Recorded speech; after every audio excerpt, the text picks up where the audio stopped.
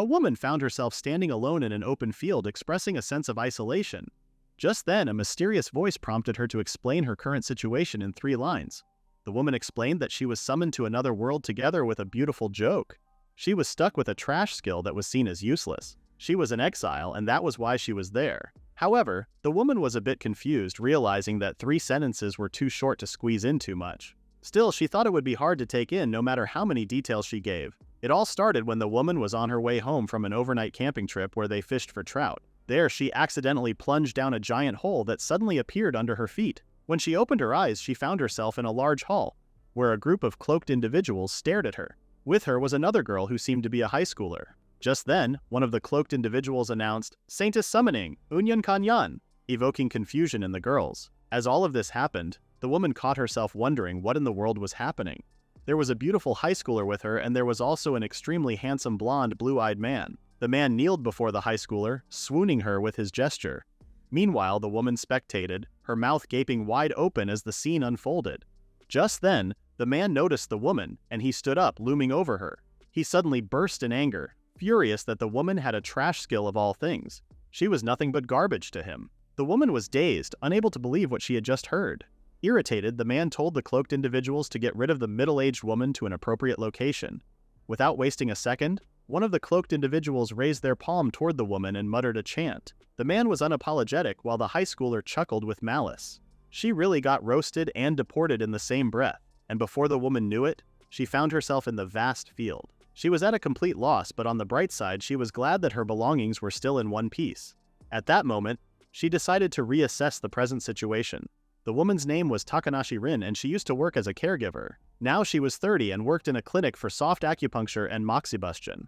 Her favorite thing in the world was cooking and eating her catches. She froze as she realized this, but she reassured herself that she would be fine. It was not as if she had lost all her memories. Ever since her childhood, she thoroughly enjoyed catching and eating things. She would head to the mountains together with her grandfather to pick vegetables and mushrooms. As she grew older, she began going on fishing expeditions. The previous day was one such occasion. She had set out for a fishing pond outside the prefecture, teeming with all kinds of trout waiting to be caught. She spent the night at a camping site nearby. She was simply returning from a typical camping trip when her untimely end occurred. Never in her wildest dreams did she imagine that she would get embroiled in some sort of parallel world summoning. Rin sighed as she recalled what happened. Just then, she wondered what the whole deal was with this saintess summoning thing. And most of all, what the heck was a skill? She suddenly stood up to stretch, thinking that skill reminded her of TRPGs. If only she could see a status menu or something, things surely would get interesting. Just then, something flickered, and as she wished, a status window appeared before her. It depicted her as an otherworlder or traveler, and she had low stats as a beginner. She had a survival skill and a special skill called Trailer, but she could only use it outdoors. She was surprised as she hadn't expected the status bar to actually show up. Just then, she was shocked when she realized that it was Japanese and she was staring right into her own status. As she read the text, she realized that she was such a weak child. She wondered why it turned out this way when she was someone who had thrived in the wilderness. As she read more, she discovered that the use of her skill was restricted to open-air spaces. Just then, she realized why the man was so furious. They were indoors, and that was why he had called it a trash skill. Rin got pissed at the thought that the man tossed her aside without investigating properly. In her anger, she wished for the man to stub his baby toe on the corner of a dresser and faint in agony. After all, he deserved it for dragging her into this. Suddenly, Rin grew curious when she read the details under her survival skill. This skill would provide its user with support on the material and knowledge front, essential for adapting to natural environments and cold conditions to ensure the user's survival. Moreover, should unforeseen circumstances arise, it would integrate viable spiritual and analytical interfaces, as well as bolster physical strength. Rin realized that it was because of this skill that she was able to keep her cool until now. It would have been normal for her to break down in tears, be overwhelmed by confusion, or to wallow in despair and fall into despondency. The reason why she was no different than usual must surely be due to this survival skill of hers, fixing her mental faculties. It was trying to keep her alive one way or another, even in such a dire situation. Sis really has an emotional ad block. Despite that, a sudden wave of sadness washed over her. She wondered if she was struggling to survive. For some reason, she felt like she was about to cry. Did she want to live despite all the things she couldn't even begin to make sense of that were in store? In that case, she must endure whatever came her way. With that, she redirected her focus to the status bar. She noticed that she had another skill, Trailer, and it made her wonder what it entailed. Suddenly she heard a loud thud behind her, making her shiver in fear. To her surprise, it was a sparkling camper van, and she couldn't believe that it was real. She could take advantage of this camper van's mobility as a vehicle to travel wherever she liked, whilst comfortably lounging in its interior. It was a magic vehicle that she could make full use of both indoors and outdoors. Rin was ecstatic, and she wondered what this ungodly skill was. She quickly inspected the camper van until she grew breathless. After a while, she told herself to hold on a minute and calm down. She reminded herself that she must be as cool as a cucumber. In her previous life, she always dreamed of getting a vehicle to use for fishing and camping expeditions. She couldn't deny that the thought had already crossed her mind a bunch of times, prompting her to gather information. However, both the purchase price and maintenance costs were astronomical, and the more she researched it, the more apparent it became that owning one was impractical for everyday usage.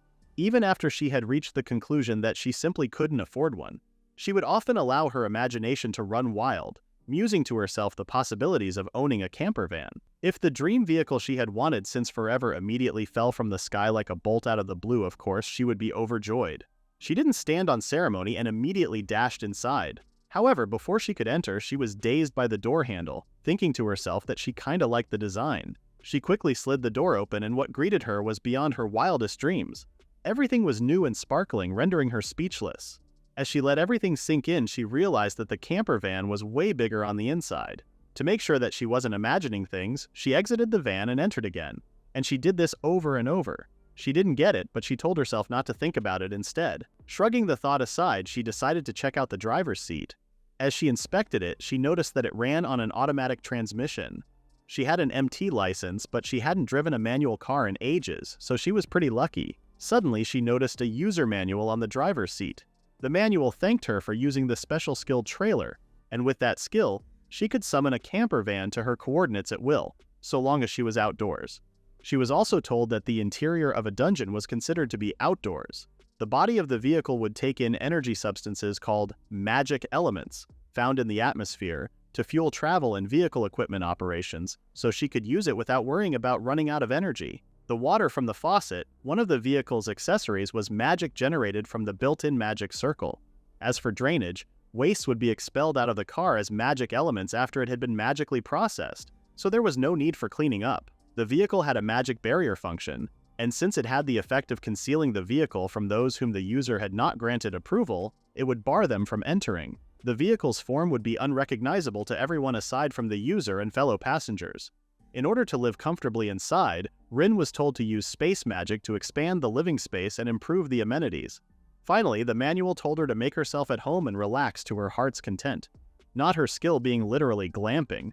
Rin was amazed, especially since she read everything in monotone. It left nothing to be desired. For some reason, when she thought about skill, she got the sense that she received the short end of the stick. As she stood before the van, she told herself not to think, but feel. However, she wasn't sure about that, and she didn't even know what her special skill was.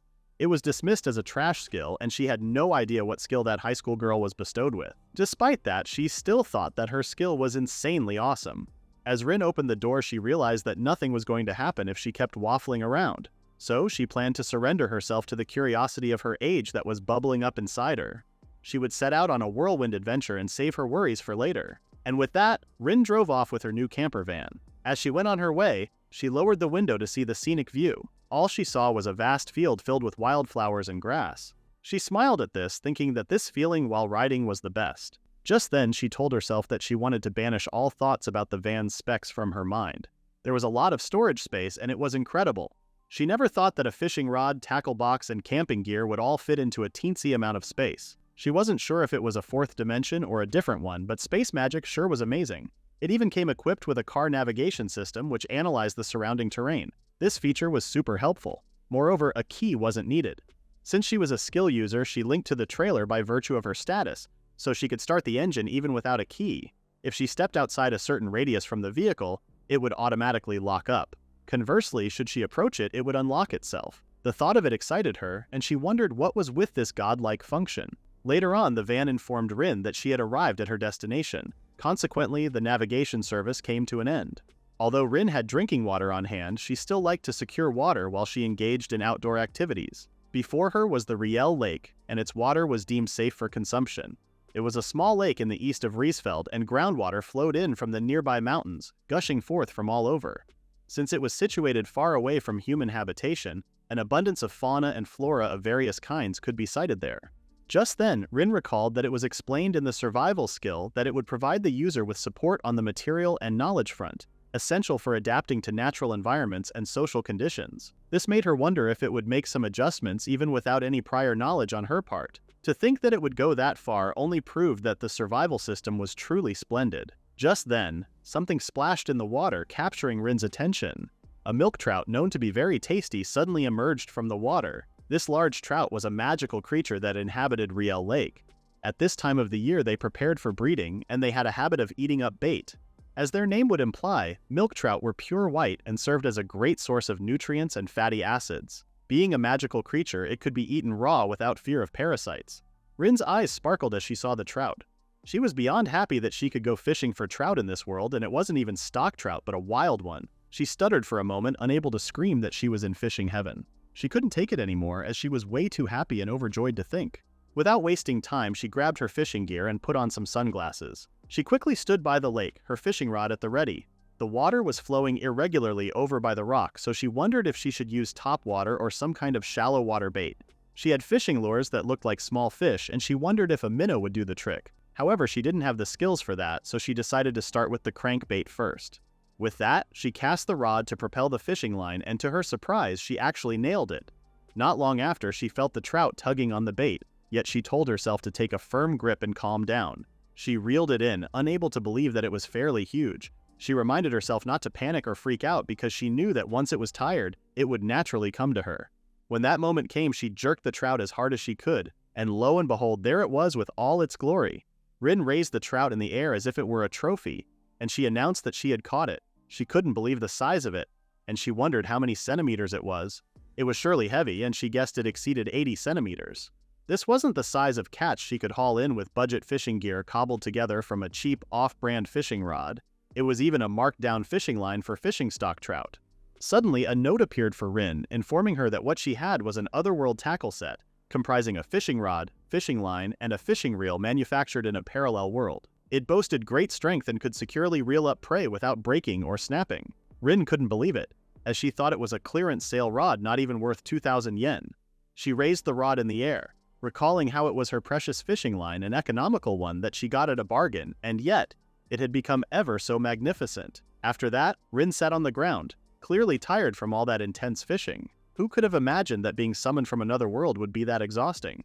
Despite that, she grabbed a knife, determined to savor the things she had caught. She raised the knife towards the trout, thinking that it was easier to let out the blood while its heart was still beating.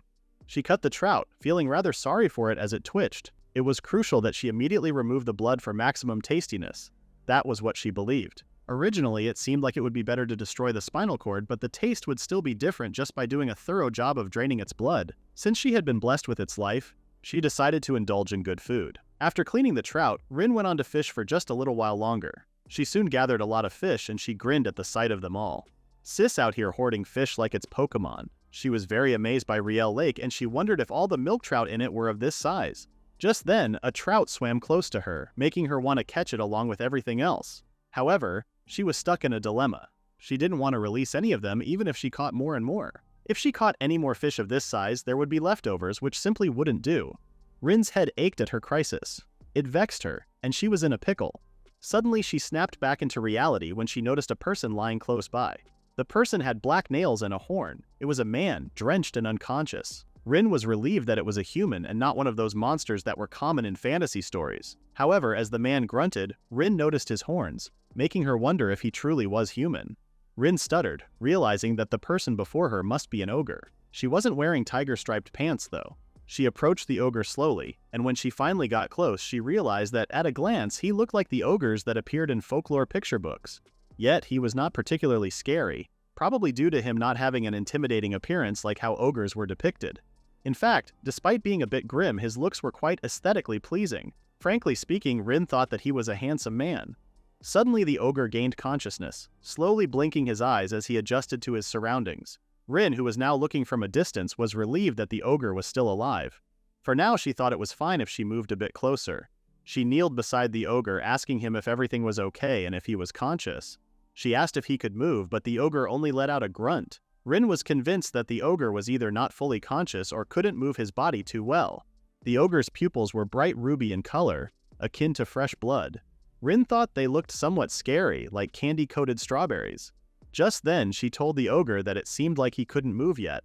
His body temperature would drop if he kept himself submerged in the water, so she gave him a heads up that she would drag him to the shore. The ogre groaned and said no, leaving Rin confused. Despite that, she was relieved that he was still conscious. She apologized in advance, as she had to use her fish-lifting strength in dragging the ogre to the shore. She tugged at the ogre, whom she now called elder brother, noticing that he looked a bit flustered. However, she told herself not to mind it, thinking that every life mattered. She excused herself as she lifted him, telling him to fold his arm for a bit.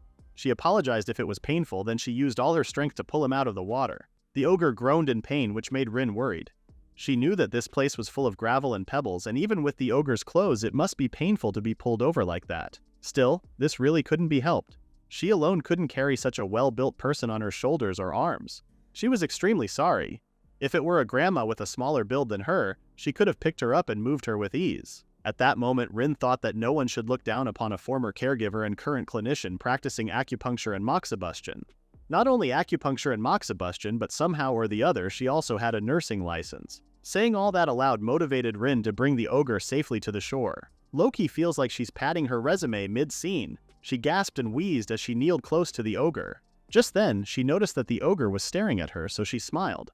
Although he was already on the shore and out of the water, if he kept wearing wet clothes, his temperature would drop. With that, she told him that she would bring something to wipe his clothes with.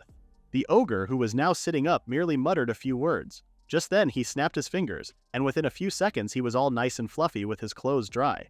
Rin freaked out, causing the ogre to back away in shock. Rin asked what he just did, though she speculated it was the thing they called magic. It was something right out of a fantasy. Suddenly, the ogre staggered, prompting Rin to hold him up so he wouldn't fall. She asked if he was okay, but the ogre suddenly spoke, saying he was hungry as hell. Rin let out a loud reaction, realizing what the ogre just said. The ogre's stomach growled and grumbled, but Rin couldn't help but romanticize it. She couldn't believe that it was the sound of his stomach, which was pretty amazing to her in more ways than one. Just then, Rin thought that with the ogre's well-built body, even basic metabolism must consume a lot of energy. She had also drained blood from the milk trout, so she could probably make at least a meal out of it. Although it would actually taste better after aging it, since it would form inosinic acid after death, which increases the umami. Moreover, Rin felt that she was also starting to feel hungry. It would also be uneasy on her conscience to ignore a starving person. As they say, even an unexpected meeting may lead to lasting bonds. Rin had gotten lost in her thoughts that she didn't even realize that the ogre was now lying flat on the ground. She then stood up, saying that a one night's lodging and food was no problem. The ogre was in capable hands. With that out of the way, Rin wondered if she should just grill the milk trout. At the very least, it could be made with just a fire. Although there was enough space to deploy the camping van around the area, there was no road to move it around. After returning, she wondered if she could make it disappear once. The van was parked nearby, but it suddenly disappeared. She was surprised that it vanished, so she screamed for it to come out once more. Just then, a loud thud appeared behind her, sending shivers down her spine. So apparently it could switch the skill on or off at will, or rather she could decide whether to have the van appear or disappear, and summoning it would make it appear close to her current location. So that was what summoning relative to your coordinates actually meant. Just then, Rin decided that it was time for some parallel world outdoor cooking and camping, which she was excited for. For now, in order to guide the ogre into it once he woke up, she wanted to set up the tent first. She thought that she wasn't that cruel to have a person who was nearly drowning moments ago stay outdoors. Although this was a simple tent used for shade or temporary rest, it was better than nothing. This time, instead of using the kitchen inside the van, she planned on setting up an open-air fire and cooking right beside the ogre so that it could warm him up a little. She knew it would be terrible if he caught a cold. Rin was used to lining up boulders to make a simple stove, but this time she decided to use a bonfire stand. It would take some time and she must finish moving around before sunset. The visibility would be low once it became completely dark after all. That being said, there was still a lot of work to do, so lighting up the fire probably needed to wait a bit longer. After that, Rin headed to the camper van's kitchen, which stunned her. Everything was sparkling and shiny, and it was complete with all the basic necessities. At a glance, it looked like an amazing kitchen, which excited her. Just then, she found a pitcher, and on it was a note informing her that the barley tea was on the house. This made her want to explore each nook and cranny right away, but she had to take a good grip of herself, knowing she had priorities. She must finish the preparations to some extent before sunset, so she decided to leave the thorough exploration for later. After that, she searched for the kitchen knives, which she found in a nearby cupboard. She proceeded to clean the trout, and upon slicing it, the shimmering meat greeted her, which she already knew would taste delicious. Just then, her eyes lit up when she got a good idea. It was time for secret eating. She tried a small slice of the trout, and as expected, it was very tasty. It was nothing less than a parallel world ingredient. Although it contained a lot of fat, there was no stink or greasiness in it. She was satisfied as it was delicious despite being uncured. She decided to make it into sashimi or carpaccio for the next day. Maybe she could grind and boil the head and the backbone together to make dashi stock, and she could use it later in other recipes. Rin grinned at the thought of her future plans. Although it would have been good if she could skewer it whole like dancing ayu skewers, the fish was too big and it couldn't be helped. With that, she seasoned the trout and grilled them. She listened to the fire cackle, satisfied with its nice sound. There was truly nothing like grilling over an open fire to complete the camping experience. Meanwhile, the ogre, who was lying close by, suddenly caught a whiff of the grilled trout. His eyes opened and he immediately sat up. Rin asked if he was awake now, and she also inquired about his health and if it hurt anywhere. The ogre didn't respond to her questions and only said that he was so hungry that he could eat a bear. Rin awkwardly acknowledged him, but she was glad to see that he was doing fine. It seemed like it was just about fried, so Rin asked him if he wanted to eat now. She handed a skewer to the ogre, reminding him that it was hot and that he should be careful. The ogre, who had drool on his face, only stared at the skewer, seemingly confused. Seeing this, Rin thought it was only natural to be cautious about food offered by someone they had just met. Then, out of nowhere, the ogre said sorry and thanks, then he announced he would gladly eat it, not him apologizing before eating like it's communion. He grabbed the skewer and Rin told him that it was all right and that it was her pleasure. Without a moment's notice, the ogre took one bite after another, clearly enjoying his meal. Rin smiled as she observed him. Then she went ahead to have a taste as well. Before taking a bite, she thought that gracefulness and good manners were all worthless in front of the allure of BBQ. Rin took a big bite, and it absolutely blew her mind. The skin was cooked crispy and crunchy, and it was tasty enough with just that. The first sensation was the slightly strong flavoring of salt. But the moment she bit into it, sweet juices overflowed inside her mouth. The saltiness and sweetness mixed together. From the body without excess water that had been lightly grilled, the fat oozed out and broke down. Rin gulped it down her throat and she let out a sigh of relief. She continued to eat, realizing that the milky aftertaste wafted into her nose. It was probably why it was called milk trout. She then drank some barley tea, refreshing her beyond her expectations. The salted grilled fish also went well with barley tea, and it was so good. Rin realized that these otherworldly ingredients were amazing. The fish didn't crumble even after being directly put on fire without aging it, and it was filled to the brim with umami. She could fish it and eat it too, which was just the best. Rin smiled at the thought, but then she noticed the ogre staring at her, as if he wanted to say something. She could still hear his stomach growling, so she told him he could eat as much as he wanted because there was still a lot of stuff. Within a short amount of time, all the skewers vanished. Rin was surprised, seeing that the ogre's appetite was a force to be reckoned with. Just then, she noticed that the ogre was now starting to doze off. He got sleepy after eating a lot, and Rin knew exactly how that felt. With that, she told the ogre that she had prepared a tent. It was sheltered with blankets, enough for a single person. She directed him to where it was, and she told him to feel free to use it if he wished. The ogre, who tried to stay awake, said sorry and that he would borrow it. He wobbled away, rubbing his eyes as he went. Somehow Rin should be worried about the ogre running away with her camping equipment, but even if they did get stolen, in the worst case, it wouldn't trouble her thanks to the camping van. Of course, because of her attachment to the equipment, she would get lonely and cry a lot. However, the ogre didn't seem to dislike humans in the first place. Or rather, he didn't look like someone who would steal from others. The survival skill was also not ringing any alarms. As she thought of it, she realized that the survival in question was actually an extremely useful skill. When she was searching for firewood earlier and walking around the area, a red alarm suddenly popped up. Apparently, the grass near her feet had poisonous thorns. It was most probably a system meant to alert her immediately if she was ever near any danger. Therefore, if someone directed feelings that were negative in nature, it would definitely alert her against such people. Moreover, the ogre was the first person she met in this world after arriving, so she really wanted to put her faith in him. As Rin watched the ogre sleep peacefully, the moon suddenly caught her attention. She reached out to it as she thought about her current situation. She ended up coming into another world that she knew nothing about, but no matter what would happen, she needed to live in this world for the foreseeable future. At the very best, she had a skill aimed at survival and skills for movement and fort defense. Making good use of that advantage, she wanted to go on a tour all around the country for sightseeing and enjoy herself to the fullest. For that reason as well, she must thoroughly examine the interior of her camping van before going to bed.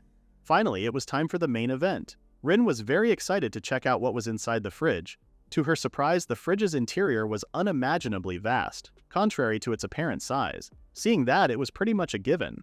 Rather, what surprised her was the fact that it contained things far exceeding her expectations. Inside the fridge, she also found some clear dashi, soy sauce, ketchup, Worcestershire sauce, mayonnaise, miso paste, and mirin. She also found some butter, consomme, and even flour and rice. As she hugged the rice container, she suddenly noticed a note left by the van, informing her that everything inside was free for her to use. However, it made it clear that it was not like it did those things for her. Rin thought that the assortment of ingredients there seemed to be based on the contents of her fridge and pantry from her apartment. The miso paste, soy sauce, and sake were the same as the ones from her hometown's brewery.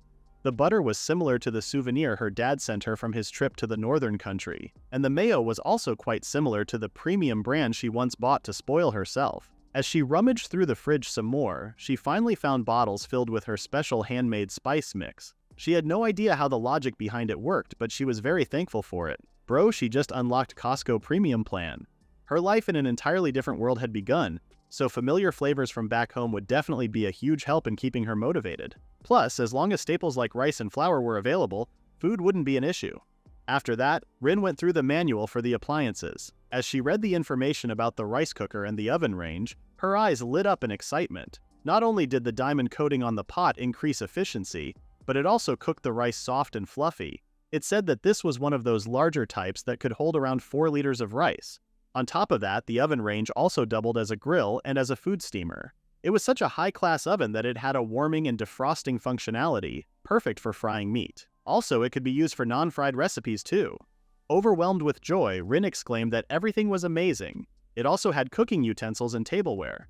At that moment, Rin realized that this kitchen was better than hers. As she opened the oven, she thought about non-fried food.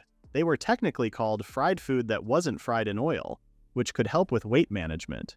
However, she couldn't help but feel like it was trying to deceive her somehow, and they probably couldn't get along that well. While the taste wasn't really that awful, fried-like food wasn't truly exciting or anything. Actually, she changed her mind. Non-fried food could never reach the same level as fried food. She would always run towards the fried food and she would deem it the winner. Then, out of nowhere, Rin banged her fist on the table asking who called her chubby. She argued that her bones were just a little thick and the area around her arms and buttocks just had a teeny bit more meat. She even had a proper waist. Just then she reached for her legs, squishing them and then ultimately sulking in despair. She lay on the cold floor thinking it didn't matter, she would just aim to become a funny and energetic fatso. Imagine losing a fight you started with, yourself. She fell silent for a moment, then decided it was time for sleep. She quickly went up the ladder, revealing her spacious bedroom. She was secretly looking forward to sleeping in a camping van's bunk bed. She then caressed the fluffy mattress, which was softer than she expected. Without a moment's notice, Rin fell fast asleep. The next morning, the ogre kneeled and bowed his head before Rin, apologizing to her and thanking her at the same time. Rin was startled and she flustered as she told the ogre to raise his head. He was making an exaggeration and it was only 6 in the morning. It was a request, and she pleaded with him to raise his face. The ogre did as he was told, and upon revealing his face, Rin noticed that he looked way better than the previous day. Food and rest were important for outdoor activities after all. Just then, she noticed that the ogre was holding a wooden container, so she asked what was inside it. The ogre replied that it was almirage meat, and since he came across one by chance, he decided to hunt it down. Rin wondered what an almirage was, and she tried to recall if she had seen them in TRPGs. She asked if they were those horned bunnies, and the ogre confirmed it, adding that their meat was delicious. He handed it to Rin, thinking that it would be good for showing his gratitude. Rin's eyes lit up, realizing she was right, even with the meat's good taste. Just then, she wondered if it was even okay to have it. The ogre asked if she didn't fancy rabbit meat, but Rin replied that that was not it. She wasn't expecting to receive thanks like that, and she told the ogre not to mind it. The ogre said there was no way that was going to pass. Rin had shared her valuable rations and shelter with him. The rabbit meat wasn't even enough as thanks for saving his life, but he was hoping she would take it. Rin hesitated for a moment, but she ended up accepting the ogre's offering. She thanked him, making the ogre content. Rin had already secured a lot of rations and said shelter was already there, but it wasn't like she could have said that out loud. Just then, Rin asked the ogre how he ended up in the situation from the other day. The ogre explained that it was a very embarrassing story. In the middle of bathing, monsters of small build called Ferretta pillaged through his bag of food and ran away with it. While he was able to retrieve his camping tools, the food was already half-eaten and spoiled. Finally, he slipped off a cliff while trying to grab fruit from a tree, and he fell down into the river under him. And that was how it went. As Rin listened to the story, she realized that the ogre had terrible luck. She then asked if Ferettas were that dangerous, but the ogre said no. They looked cute and they didn't pack a punch either. Fundamentally, they were quite docile, but their curiosity was boundless and they moved in packs. On top of being nimble and dexterous, they would just rummage through bags they had never seen before. Rin realized that half of it was just them being playful, while the ogre thought it was unbearable for the target of their mischief. Suddenly, Rin realized that the ogre had nothing on his person. The ogre was stunned into silence, then he awkwardly admitted that that was how it was. Rin quickly apologized and she tried to clarify that it wasn't her intention to deal him a blow. Rin's flustered state made the ogre smile, and then he apologized for making her listen to something so miserable. He then introduced himself as Vil, and he recalled how Rin saved him, so he was thankful. Rin was surprised, but she smiled right away, telling Vil that it was nice to meet him. She then introduced herself as Rin, and she told Vil that misery benefited a person, so he shouldn't mind it at all. She flashed a huge smile, which somehow confused Vil. Rin intentionally avoided using her family name. After all, giving her family name in a fantasy-like setting similar to the Middle Ages would make her sound like a big deal, as if she were nobility or a wealthy farmer or merchant. That being said, she thought that Vil's name really suited him. She held out her hand to him, but he only stared at her. Vil struggled to say it, but he asked Rin if she shouldn't be more cautious around him. Rin explained that if he were a bad person, he wouldn't have brought back the meat or talked about his situation or shared his name with her. If he were intending to steal anything, he had probably already done the deed and left before she woke up. Since this was a place devoid of public eyes, if he were a kidnapper, he would have attacked her without anyone noticing, and there wouldn't even be any proof left. At the back of Rin's head, she also knew that her survival skill hadn't given any peculiar reaction. In the first place, if he had such intentions, he would have already done it by now. She felt guilty for even imagining Vil plotting something against her. She also considered the probability of his betrayal after earning her trust. Rather than aiming for the trust of someone like her who currently owned absolutely nothing, it would be more profitable for him to target someone else. More importantly, Vil didn't look like a bad person, which was a statement that stunned him. Vil awkwardly agreed, swearing to heaven that he didn't wish to hurt the savior of his life. Rin knew that her eyes were the best at discerning people, but it was clear that he was way better than those people who were in the summoning hall. It was all clear as day. Just then, Rin noticed that Vil was zoning out, so she waved to capture his attention. She then asked if he was used to traveling since he was doing it alone. Vil confirmed that he was, though he messed up this time. He then revealed that he was an adventurer with some experience. Rin grew excited, realizing that there were jobs after all. Vil said she was right. All cities and villages that were at least moderately sized had guilds or their branches. He asked if there was something the matter, but Rin said no. Due to some circumstances, she never had the fate to run into such organizations. Just then, Rin turned to face Vil, telling him that if it were only until he reached his destination, then it would be fine. She would provide food and shelter, and in exchange, she wanted Vil to take her along on his journey. It was a good chance for her, depending on how one looked at it. If they traveled together until they reached the closest town or village, she could share her rations and accommodation, and Vil could be her guide. She could get info about this world, and it was a win-win situation. Just then, Vil said that it was a very good proposal for him, but he wondered if it was really alright, especially since Rin didn't have a lot of stuff on her. Rin struggled to explain, but she told Vil that she had different skills that could detect what was edible and what was not, so it was possible to procure ingredients as they went on. Vil asked if it was for real, as that kind of skill was really enviable from the viewpoint of a huge eater like him. Rin stuttered, while Vil argued that it wasn't a lie. Rin wanted to reveal that if they traveled together, she couldn't keep silent about her trailer skill. She finally decided to just talk about it when the time was right. With that, she told Vil that she would be extremely grateful if they could set out together from now on. Vil agreed, hoping it wasn't too much of a bother, but for him, it was a wish come true. He now put himself in Rin's care. Rin's face lit up, then she shook Vil's hand, telling him that it was she who would be in his care. And with that, the two had a deal. With that settled, Rin suggested hashing out the details over breakfast. She also found some wild plants they could eat too. Vil was baffled that she wanted to eat grass, so he asked if they were edible. Rin explained that it wasn't the main dish. She was considering making something with the fish she caught the other day. She then asked Vil if he was fine with something resembling porridge. Vil replied that he liked it, but he wondered if it was okay for him to eat with her. Rin smiled as she said yes, since they were traveling together. Vil was glad to hear it and he thanked Rin. With that, Rin prepared the food. As Vil left to explore, Rin decided to avoid revealing everything about her camper van before having their meal. As she got inside the van to cook, she was convinced that it would definitely be a big deal, and she would have to give a proper explanation. Moreover, talking about such concerning topics right before eating would affect the flavor negatively. Their breakfast for the day was yesterday's milk trout made into soup with rice and carpaccio.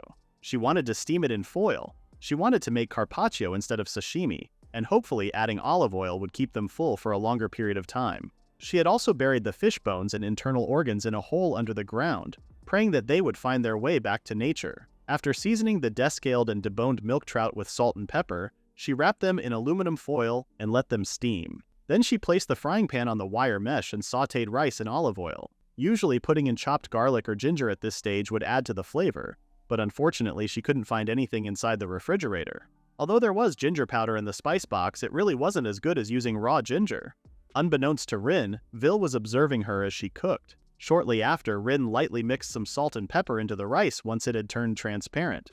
She added the milk trout dashi, the soy sauce, and the meat that was scraped off from the bones. She lowered the heat and then let it cook slowly.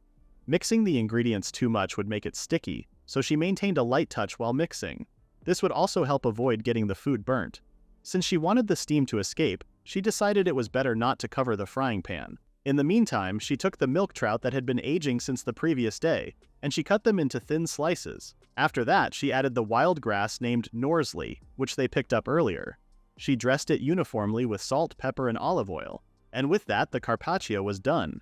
Vil's stomach grumbled as he observed, catching Rin's attention. She told him to wait a bit longer, reassuring him that the porridge would also be done shortly. Vil struggled to explain, but he told Rin that his stomach wasn't cooperating at all. Rin fully understood, knowing that the smell during cooking stimulated the appetite. With that, Rin resumed her preparations. Just as the rice got soft, she mixed in chopped Norsley and heated it a little. Finally, everything was complete. While it had more water than risotto, one couldn't call it ardent. Since she fried the rice, she could label it as a risotto-style rice congee. After that, Rin and Vil set up the table, and together they prayed. Vil offered his gratitude for another day of sustenance, and after that, Rin suggested that they dig in. Upon taking her first bite, Rin was overjoyed to find that the viscous texture made it so good. Using sake and the dashi and a hit of soy sauce in the flavor had completely attenuated the smell of raw fish. The Norsley was also extremely fragrant, and the gooiness of the rice congee also made it very easy to eat. The texture of the individual ingredients was also very prominent. Just then, Rin noticed that Vil was taking his first bite, but he seemed shocked. She asked what was wrong, thinking that the food was not suited to his taste. Vil explained that it wasn't. He just didn't think that the day would come when he could eat such delicious outdoor cooking. Vil apologized, but he wanted to have seconds. Rin was happy to grant him that, and she urged him to eat a lot. Homie said seconds plus like a Victorian orphan at soup day. Not long after, all the food vanished. Vil complimented Rin for her excellent cooking, and he asked her if she was previously a chef or something. Rin explained that cooking was actually just a hobby of hers, and she loved cooking different types of foods. To her, cooking was like a hobby, but she also liked to try out various dishes. Because of that, she ended up wanting to cook them all. She was just a foodie driven by logic. As they talked, Rin poured some barley tea into her glass. She was amazed by it, since the jar never became empty. Suddenly, Vil asked Rin what she was, making her spit her barley tea. She was in shock, wondering what was with that sudden blazing fastball. Vil explained that it was a first for him in particular to encounter chairs that could be folded and unfolded at will, or wire mesh that could withstand flames. There were also tents and beds that were strange to the touch. Rin stuttered, but she suddenly fell quiet, knowing she had to explain sooner or later. Just then, Vil told her that no matter who she was his savior all the same. As long as things didn't get extreme, he promised not to do anything that would hurt her. Rin was confused, so she asked him to elaborate. Vil hesitated, but he explained that those were such things as betraying him or hurting him. Rin anxiously told him that he didn't have to worry about that. Although she wasn't an expert, she was still somewhat in the medical field, so she would never intentionally hurt anyone. Since Vil wanted to know about her background so much, she thought about telling him about her circumstances and skills. She couldn't keep quiet forever, and going by her personality, she couldn't hide them either. Instead of having him harbor distrust, it was probably better to explain everything to him right away. If she could sense an intent for abuse of her skill, she could always flee using her camper van when things would get bad. With that, she told Vil that she wanted to talk about something before they departed. Vil stared at her with curiosity, which somehow distracted her. She stood up, realizing that the gesture he made looked strangely cute on his strong build. She already knew this, though. Dealing with a handsome man was such a hassle. With that thought aside, she thought that seeing was believing. She stretched her muscles, wishing that the van appeared in a way that Vil could also see it. Just then, a loud noise shocked Vil, making him ask what that was. Rin explained that this was the skill that she wanted to tell him about. Vil struggled to understand, and he was more curious about Rin's true nature.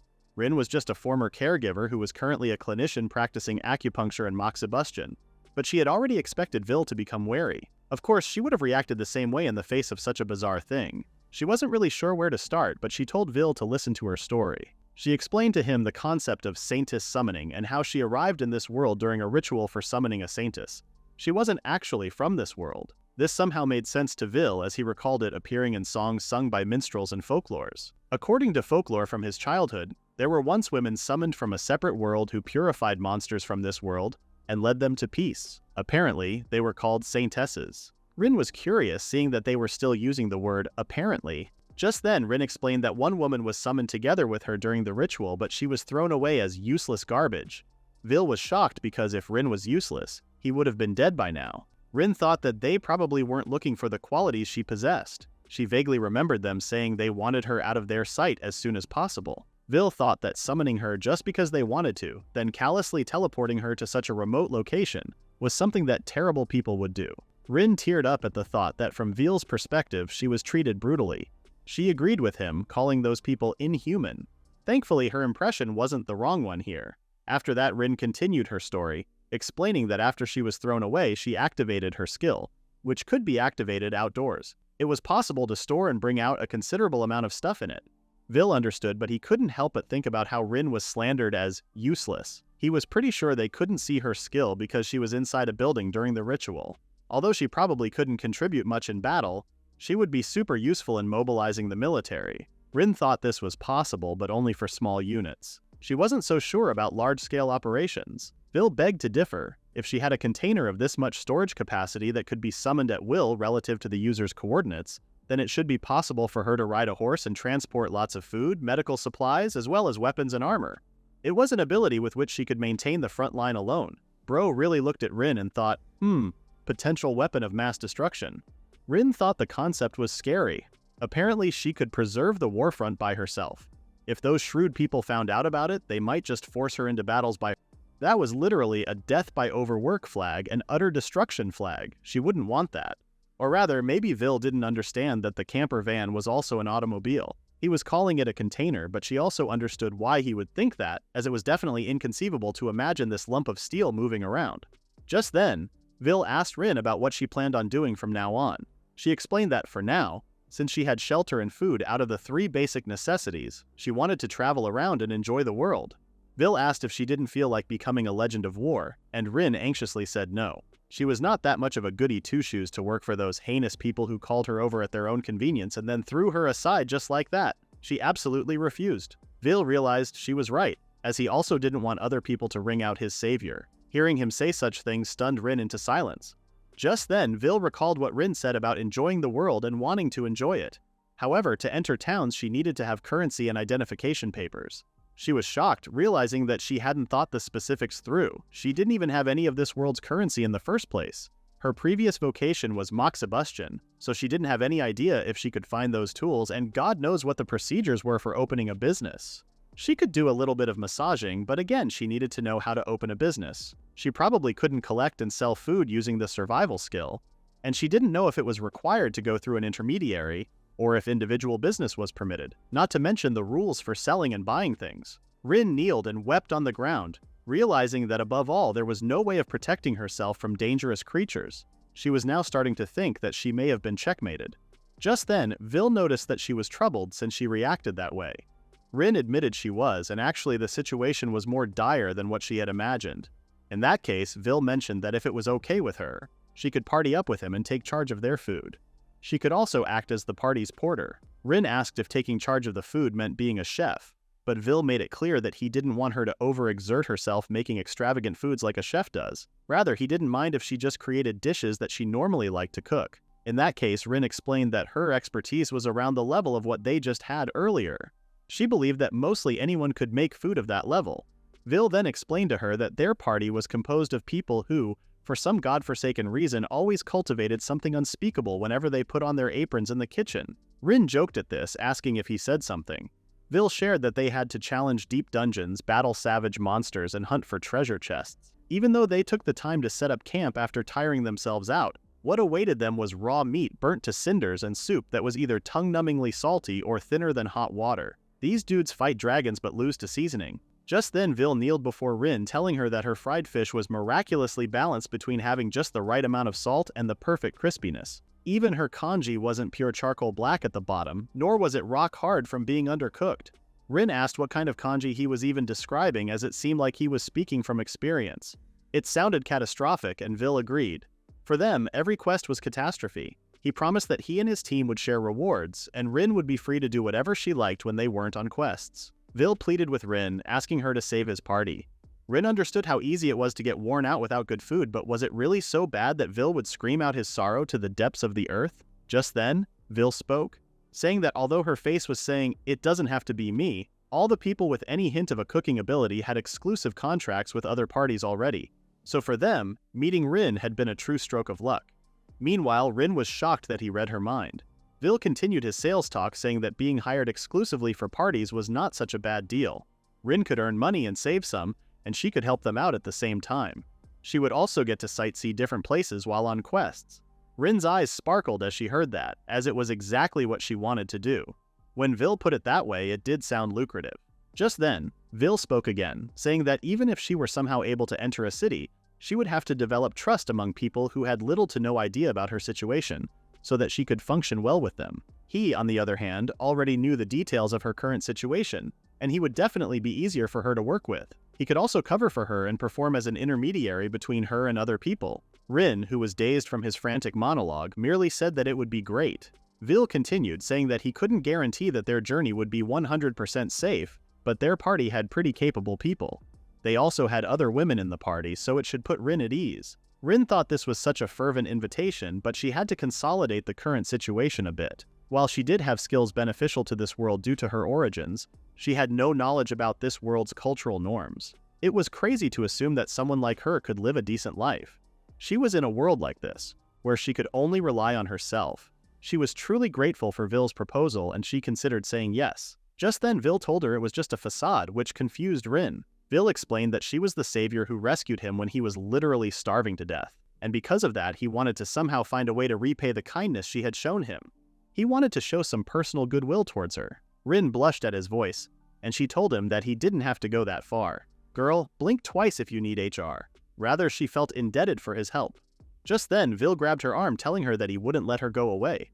Instead, he wanted to have a calm and peaceful discussion about how they could understand each other better. He smiled at Rin, and she couldn't help but be freaked out. Although it was only for a moment, her heart fluttered. She just made the blunder of a lifetime, a huge one at that. Just then, Vil told Rin that if she joined their party, Arya would definitely not let her go. After inquiring about the members of Vil's party, Rin learned that there was one called Arya, a non-human arachnia, who also happened to be a wife. She was a thread user who fought skillfully by manipulating thread. Next was Ed, an alchemist. Rin heard that he was Arya's husband, yet he was a frivolous skirt chaser, an imbecilic normie who deserved to die without mercy. Finally, there was a priest named Sanon. Apparently he was the type who would be happy to hold grilled meat and bones with his own bare hands and bite into them with glee. He was truly the embodiment of a wild person. Vil was the draconic ogre of the Dragal race, known for excelling in physical strength and magic power, but also known to have terrible efficiency. Rin thought it made sense, and she had already guessed that.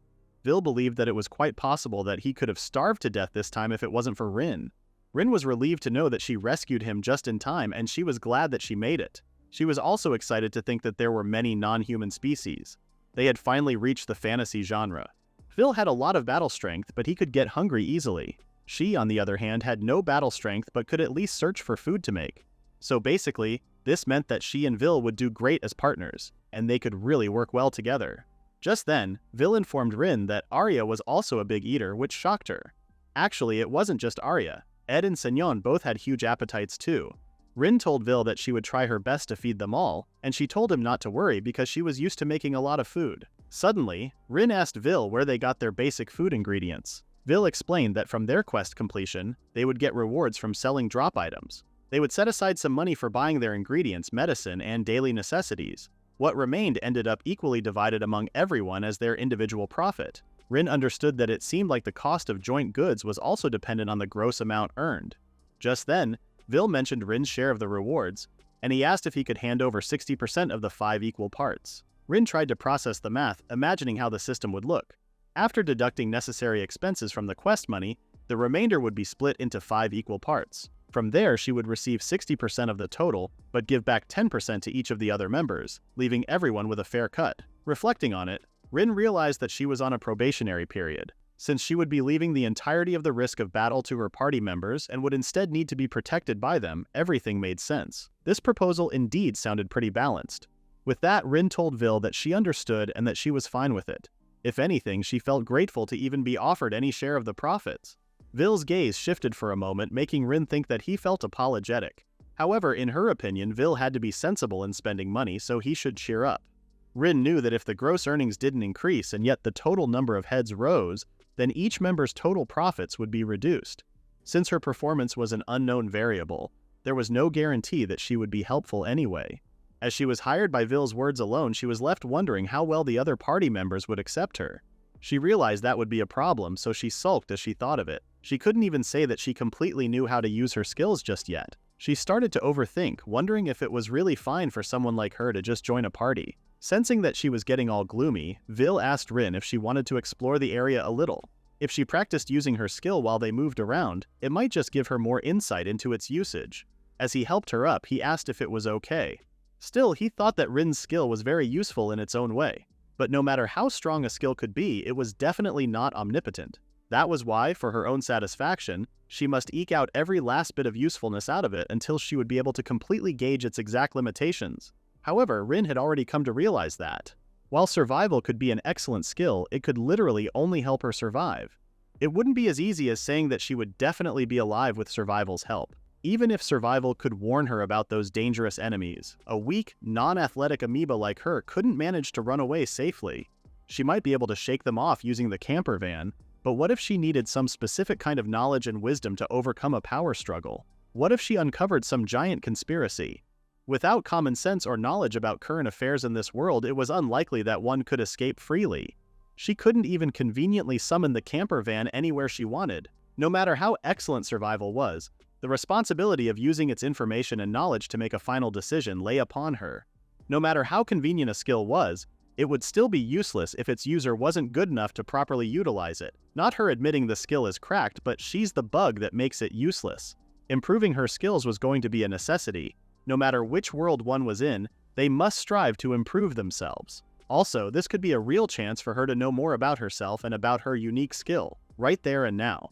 With that, she called out to Vil, telling him that she would be inconveniencing him a lot, yet she wanted him to take care of her.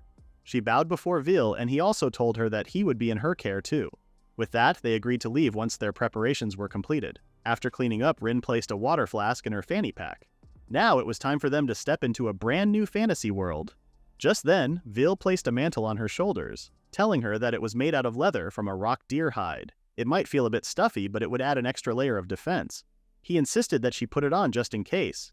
He also told her that they could go to a place comfortable for her and that they should take their time. Rin thought that Vil was handsome, compassionate, and good-natured, but nobody had enough hearts to survive having him that close. Handsome men were truly scary, and that was precisely why Rin had to walk away.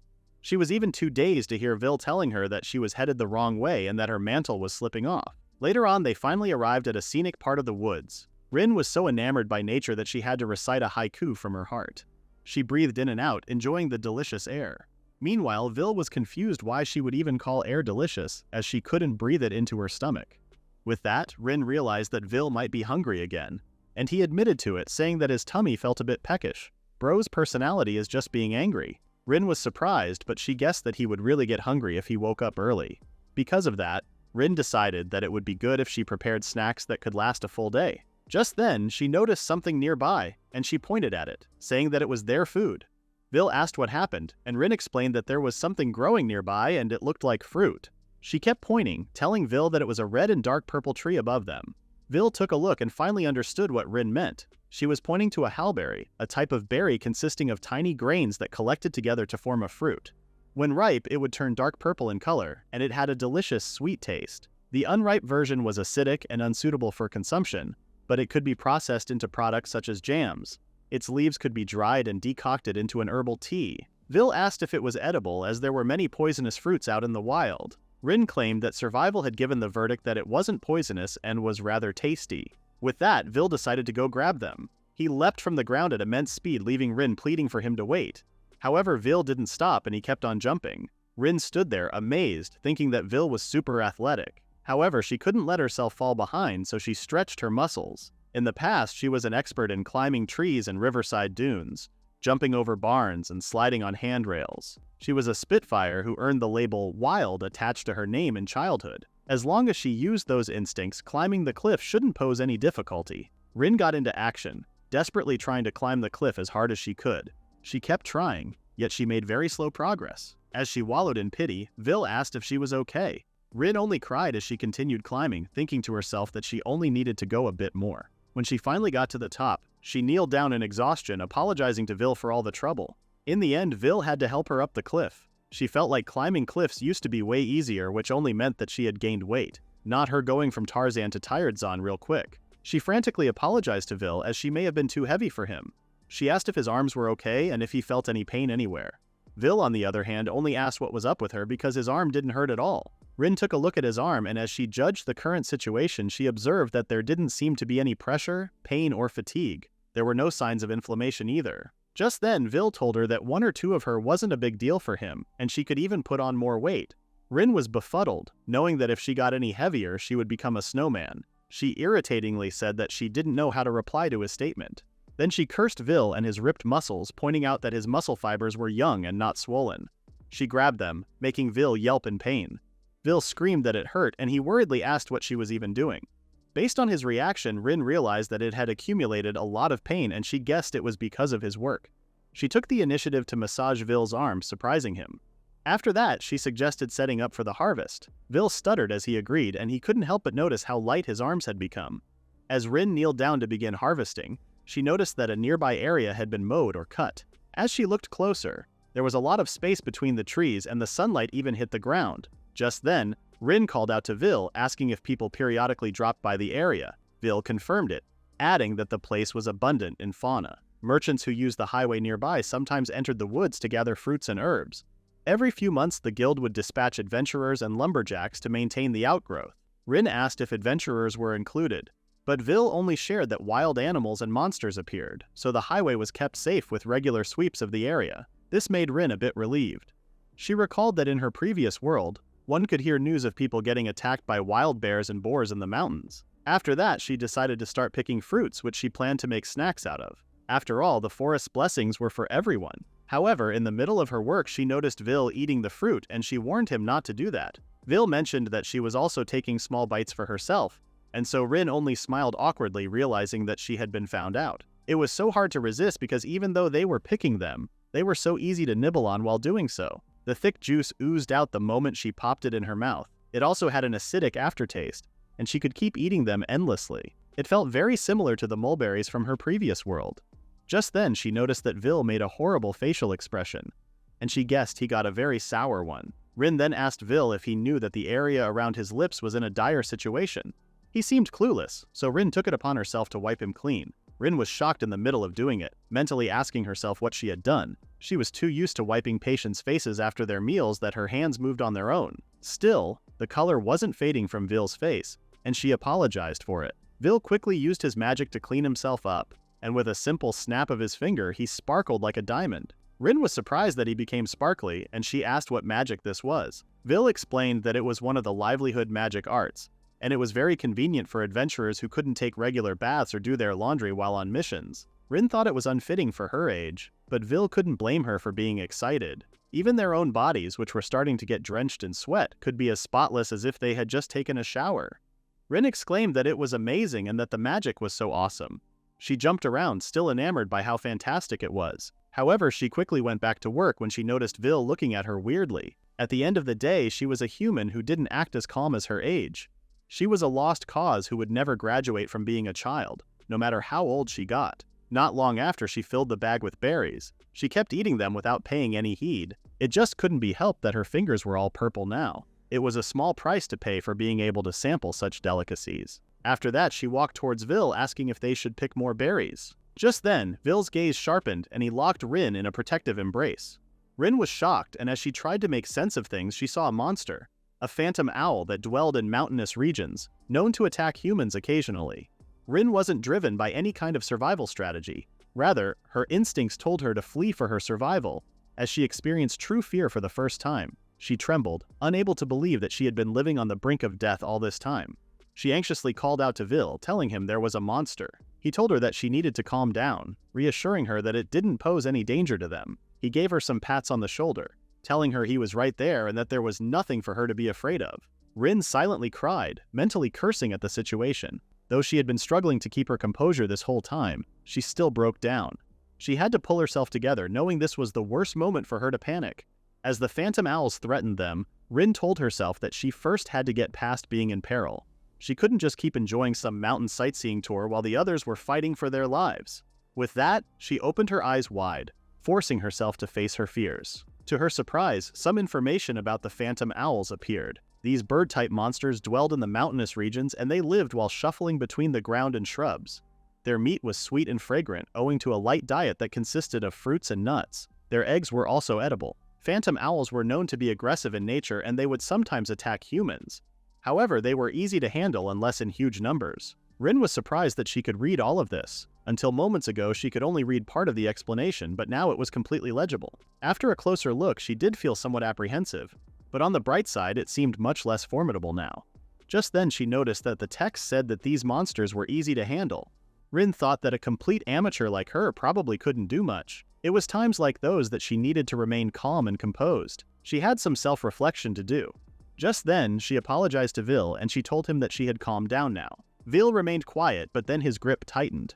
Rin started to panic, noticing that this was a bit too much for an unpopular woman with a romance T-score of the lowest grade. Suddenly, Rin gasped loudly, warning Vil that the phantom owls were fast approaching. Vil's gaze turned towards the monsters.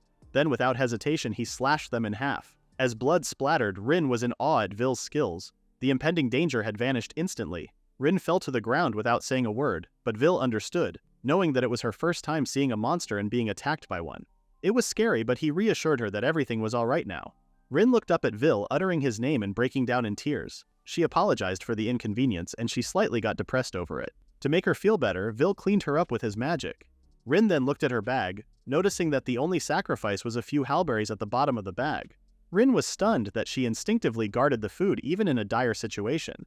She couldn't believe how much of a gluttonous person she was. Just then, she noticed a package right next to the phantom owl's carcass. She asked what it was, making Vil realize that she didn't know yet. He then explained that after eliminating monsters, they would get drops. The guild sometimes handed out quests for collecting materials. Alchemists could then use these materials in their original form and create items suited for battle. Rin was amazed, seeing how it was conveniently wrapped in a thin wooden sheet. Just then, Vil started to drool, thinking that it sure looked tasty. Rin had already guessed that he was famished, and his growling stomach confirmed it. Rin realized that terms like materials and drops really highlighted the fact that this was an RPG or TRPG world. They could use the phantom owl's feathers to manufacture armor or decorate clothes, whereas the beak and nails could be used as ingredients for different potions. She concluded that demand was pretty high. Therefore, it was best if they fully wrapped it up in a plastic bag. Even the material's properties sounded a bit otherworldly.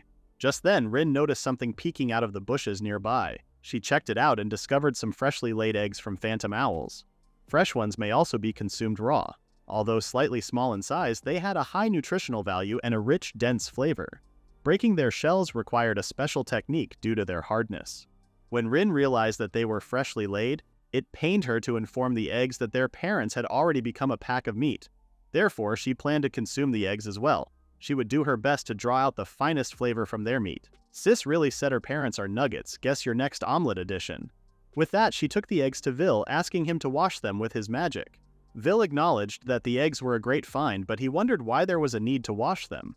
Rin replied that it was to clean the filth from their shells, as it wasn't just garbage and dirt that may have possibly been stuck on them.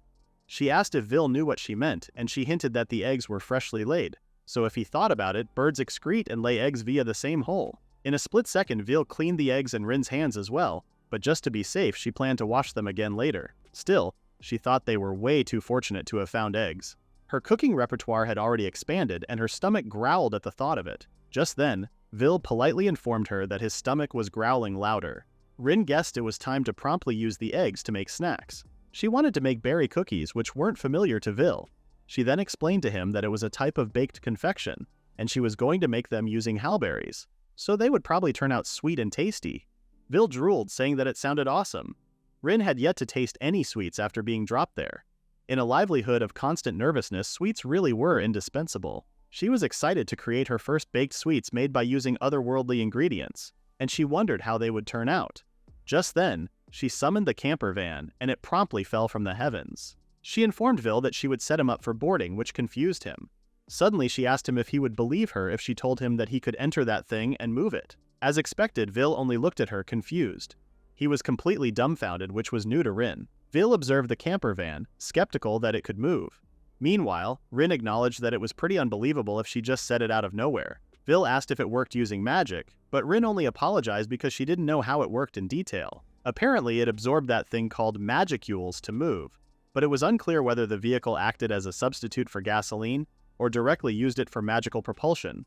However, she ultimately decided that none of that mattered as long as it moved. Just then, Rin told the van to let Vil on. The van didn't react to it, and she thought nothing had changed in particular, so maybe it was fine. Talking while standing was a bit inconvenient, so she urged Vil to enter. Vil was surprised to even know that they could enter it. With that, he slowly went inside, and he was restless, trying to look at everything. Meanwhile, Rin observed him from outside, thinking his apprehension was palpable. She followed him inside, and later on she concluded that curiosity got the better of him. She guessed that adventurers did give the impression of being curious and brave, while at the same time being vigilant and careful. Without ample inquisitiveness and courage, one couldn't really go on adventures. Meanwhile, attentiveness and trepidation were essential in protecting one's life. Vil kept on observing every nook and cranny, making Rin smile. After that, she went on to do some baking. On occasion, she wanted to forget all about calories. She just wanted to bake some berry cookies and spicy ginger cookies. In the world of sweets, where proportions needed to be extremely accurate, cookies were the good kids that turned out delicious even if one didn't get the proportions correct.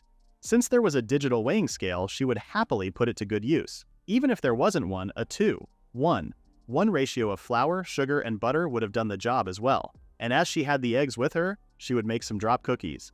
And so she began baking. First, she washed around 2 handfuls of halberries in water. She then set aside 2 bowls, each containing a mixture of 100 grams of sugar and 100 grams of flour. She added ginger powder, cardamom, allspice, nutmeg, and some cinnamon to one of them. Next, she took some butter with a spoon and put it into a bowl. Just then, Rin was put to a halt when she noticed that the butter she was using had been refilled again.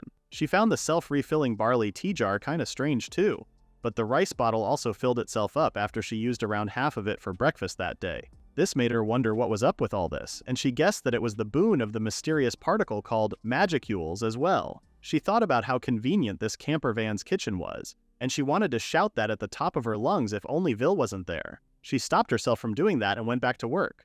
Just then, she noticed that the oven was done preheating.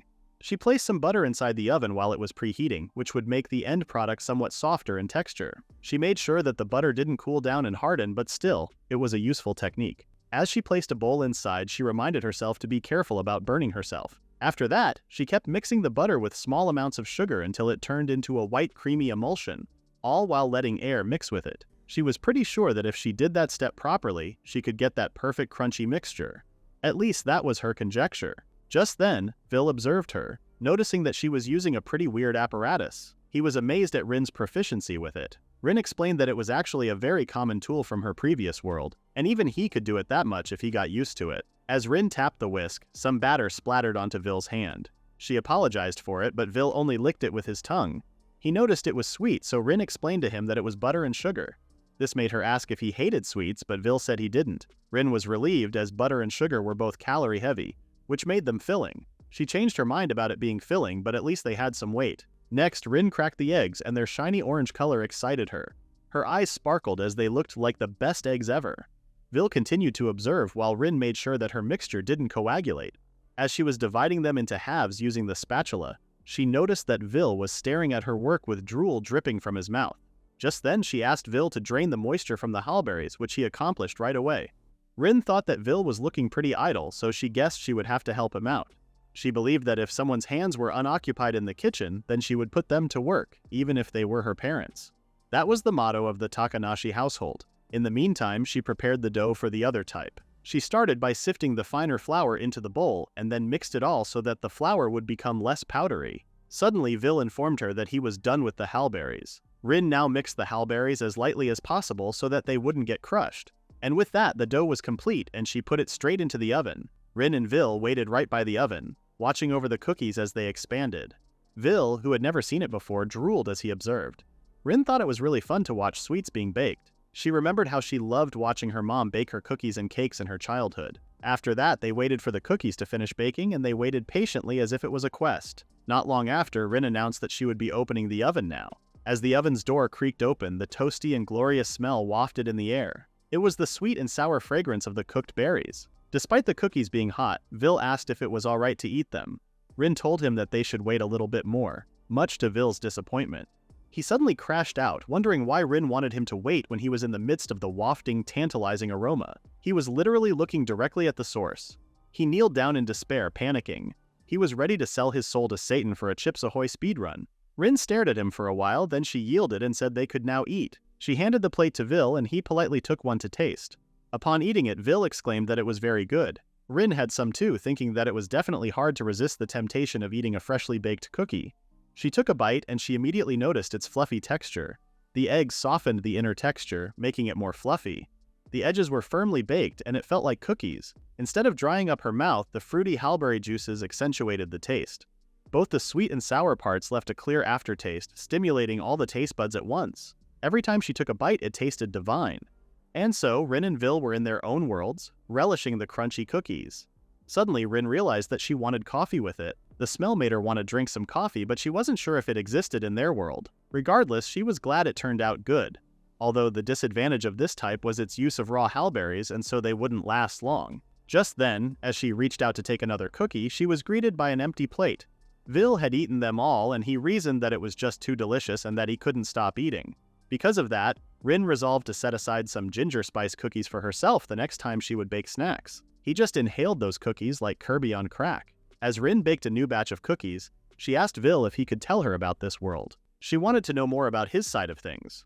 After that, they sat down to discuss things in detail. Vil explained that this world was called Exiled, which was somewhat a larger version of an island nation. According to Vil, Rin learned that Exiled was surrounded by the sea, so there was not a lot of contact with exotic species, and there were also species like the ogre dragons, who had evolved in their own unique way. To top it all off, long ago, elves and dwarves ran away from the overwhelming numbers of humans pursuing them in other lands. Humans who fell in love with them came to Exiled, and the country became a place where various races coexisted.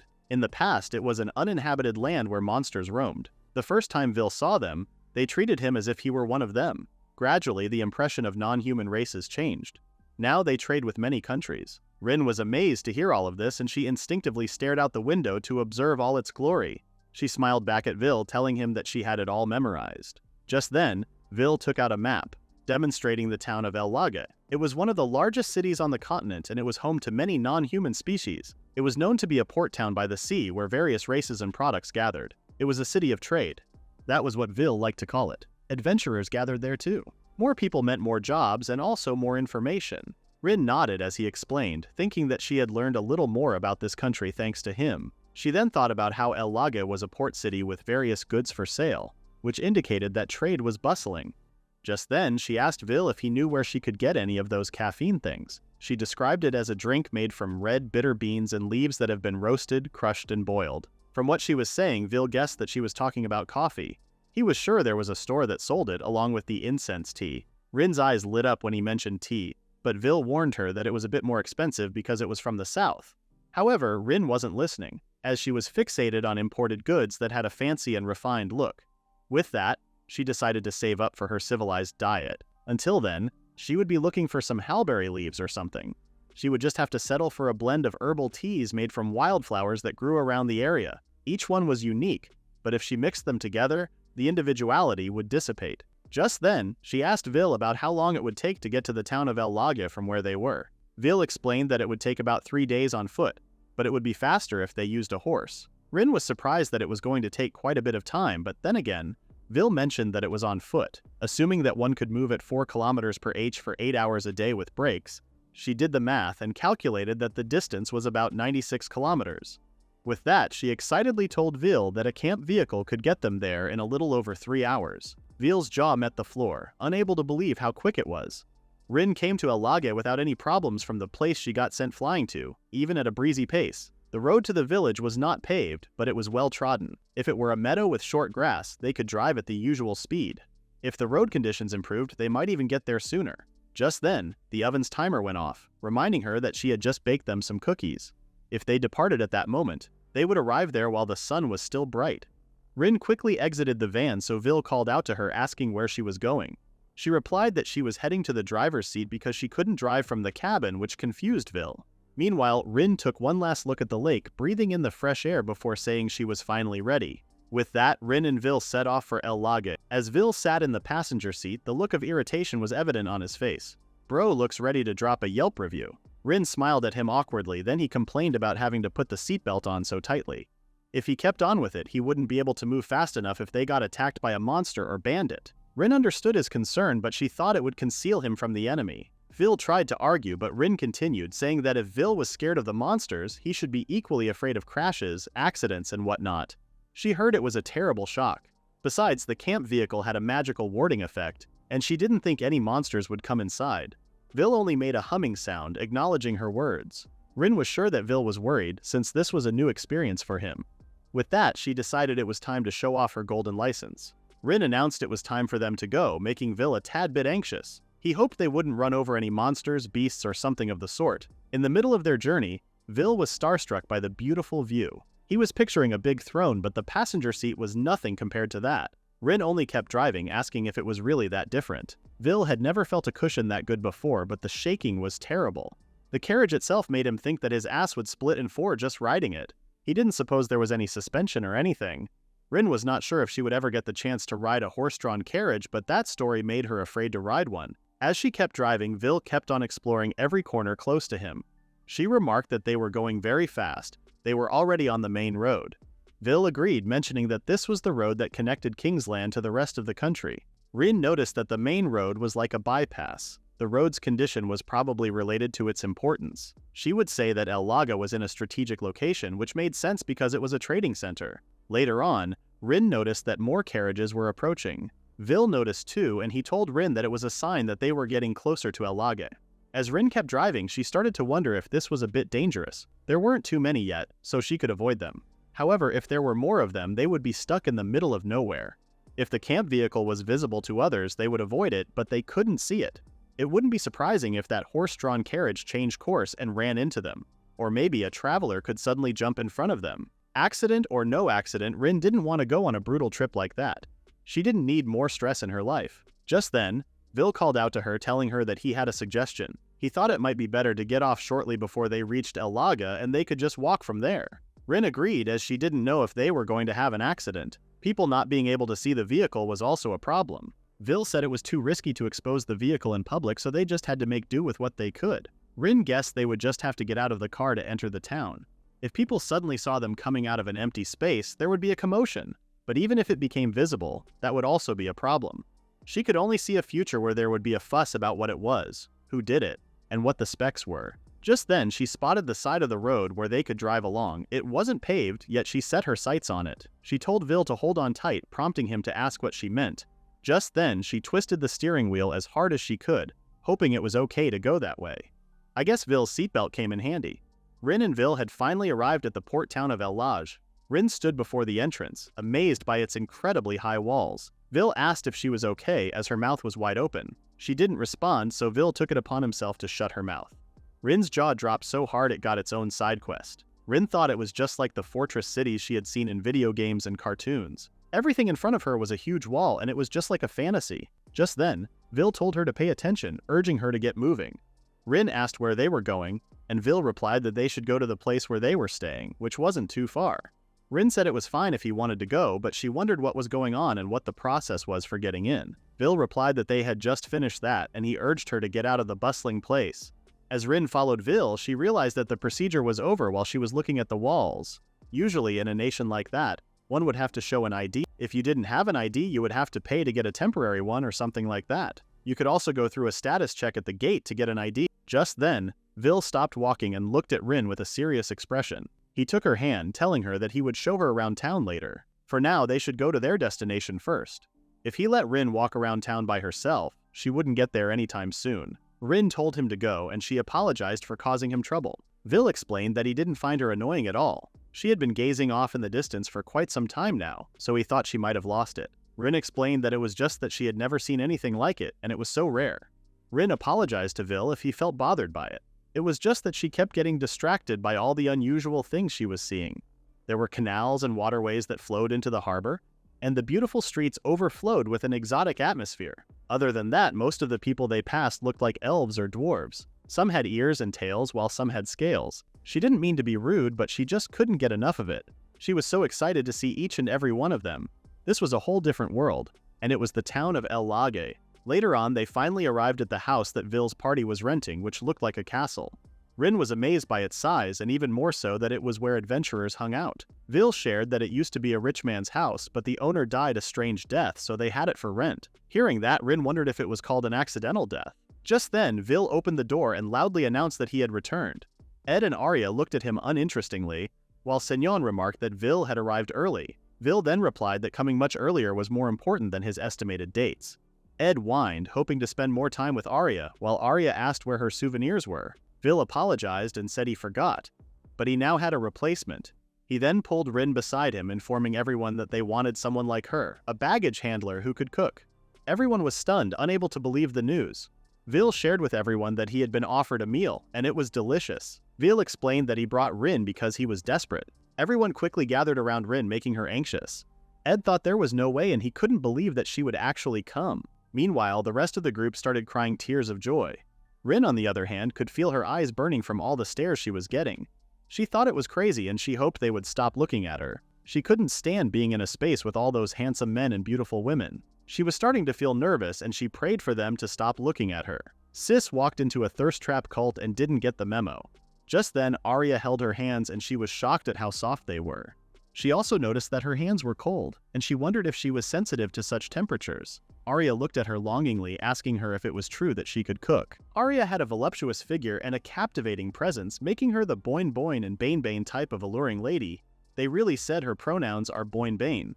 She embodied the description of being as white as snow or white like snow. She truly was a beauty. Ed was the energetic and cute red-haired handsome guy who had a well-proportioned face. However, due to his ever-changing expressions, he also gave off a slightly youthful vibe. Senyon possessed a beauty that seemed almost artificial, as if he had stepped out of a novel. The distinctive feature of his long ears set him apart. Who would have thought that this stunningly beautiful person would be devouring roasted meat with both hands? He was definitely an elf with a deceptive look. When Rin came to think of it, it was not just Arya. Ed and Senyon seemed to have quite the appetite too. This made her wonder just how much they could eat. Just then, Arya shook her, asking again if she could cook. When Rin was about to answer, Arya asked her more questions, wondering if she could grill meat or fish. Rin replied that she could handle both. She could also prepare them using cooking methods other than grilling. Arya was stunned into silence, yet she looked reassured. Just then, Rin told Arya that if she had room in her stomach, then she would like to make something with meat. She thought it could make for a good appetizer. Suddenly, she fell silent when she noticed that everyone was already staring at her like they were bloodthirsty predators. Arya felt tense, realizing that these people wanted her cooking that much. After that, Rin headed outside where her camper van was parked. She thought it was good that they had space in the garden to summon her vehicle. Just then, Vil asked if that was okay, and she confirmed it. If the party's taste turned out to be different after being accepted as members, it would be a setback for them all. The best way would be to have them taste it firsthand. Vil thought it was right, but he was worried that she was tired. Rin was surprised by his concern, but she reassured him that she was fine. Vil took her word for it, thinking that if she was fine with it, then it would be a wish come true for him too. He then told her to go ahead. Shortly after, Rin took out the grill into the garden. She thought that some people might be worried about poison, so it was better to cook it in a way that could be seen. Everyone was puzzled by her methods, and they were quite worried. This made Rin wonder if something was up, as it seemed like they were seeing something indescribable. She asked if she had done something weird, so Vil explained to her that from an outside perspective it looked like a strange sight. They had just witnessed her figure suddenly disappearing from the empty space, and then she reappeared out of nowhere. Rin was shocked, realizing just how it caused a scene. Since Vil was set up for riding, he was able to see the camping van, which wouldn't evoke any discomfort.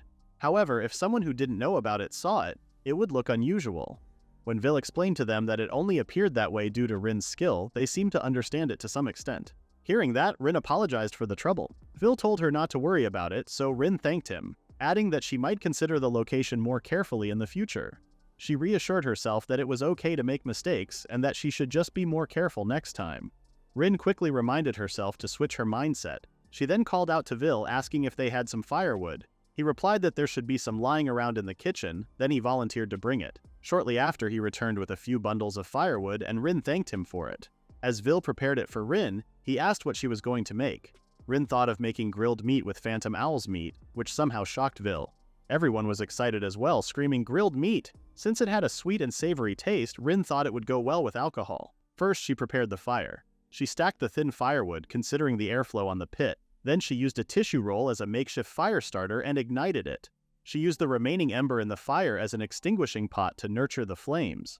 Once the fire gained momentum to a certain extent, she started adding firewood. Once the fire was ready, she washed her hands and prepared the ingredients. As she took some Phantom Owl meat, she made sure that it would be enough for 5 people. She then cut the meat into bite-sized pieces, and she mixed it with soy sauce, sugar, cumin, and coriander seeds to let the flavors seep in a bit. She calculated that if the soy sauce was okay, then her rice should be too. That was what she thought. Soy sauce and miso were familiar seasonings for Japanese people, but she heard that some people who were not accustomed to them found such unique flavors challenging. Since it was a teriyaki-like sweet and savory flavor with added sugar, she hoped the resistance would be minimal. Just then, Rin experienced a sense of gratitude knowing that the spice box was in the camping van. It was definitely a lifesaver. She then waited for the meat to marinate, while Vil observed her nearby.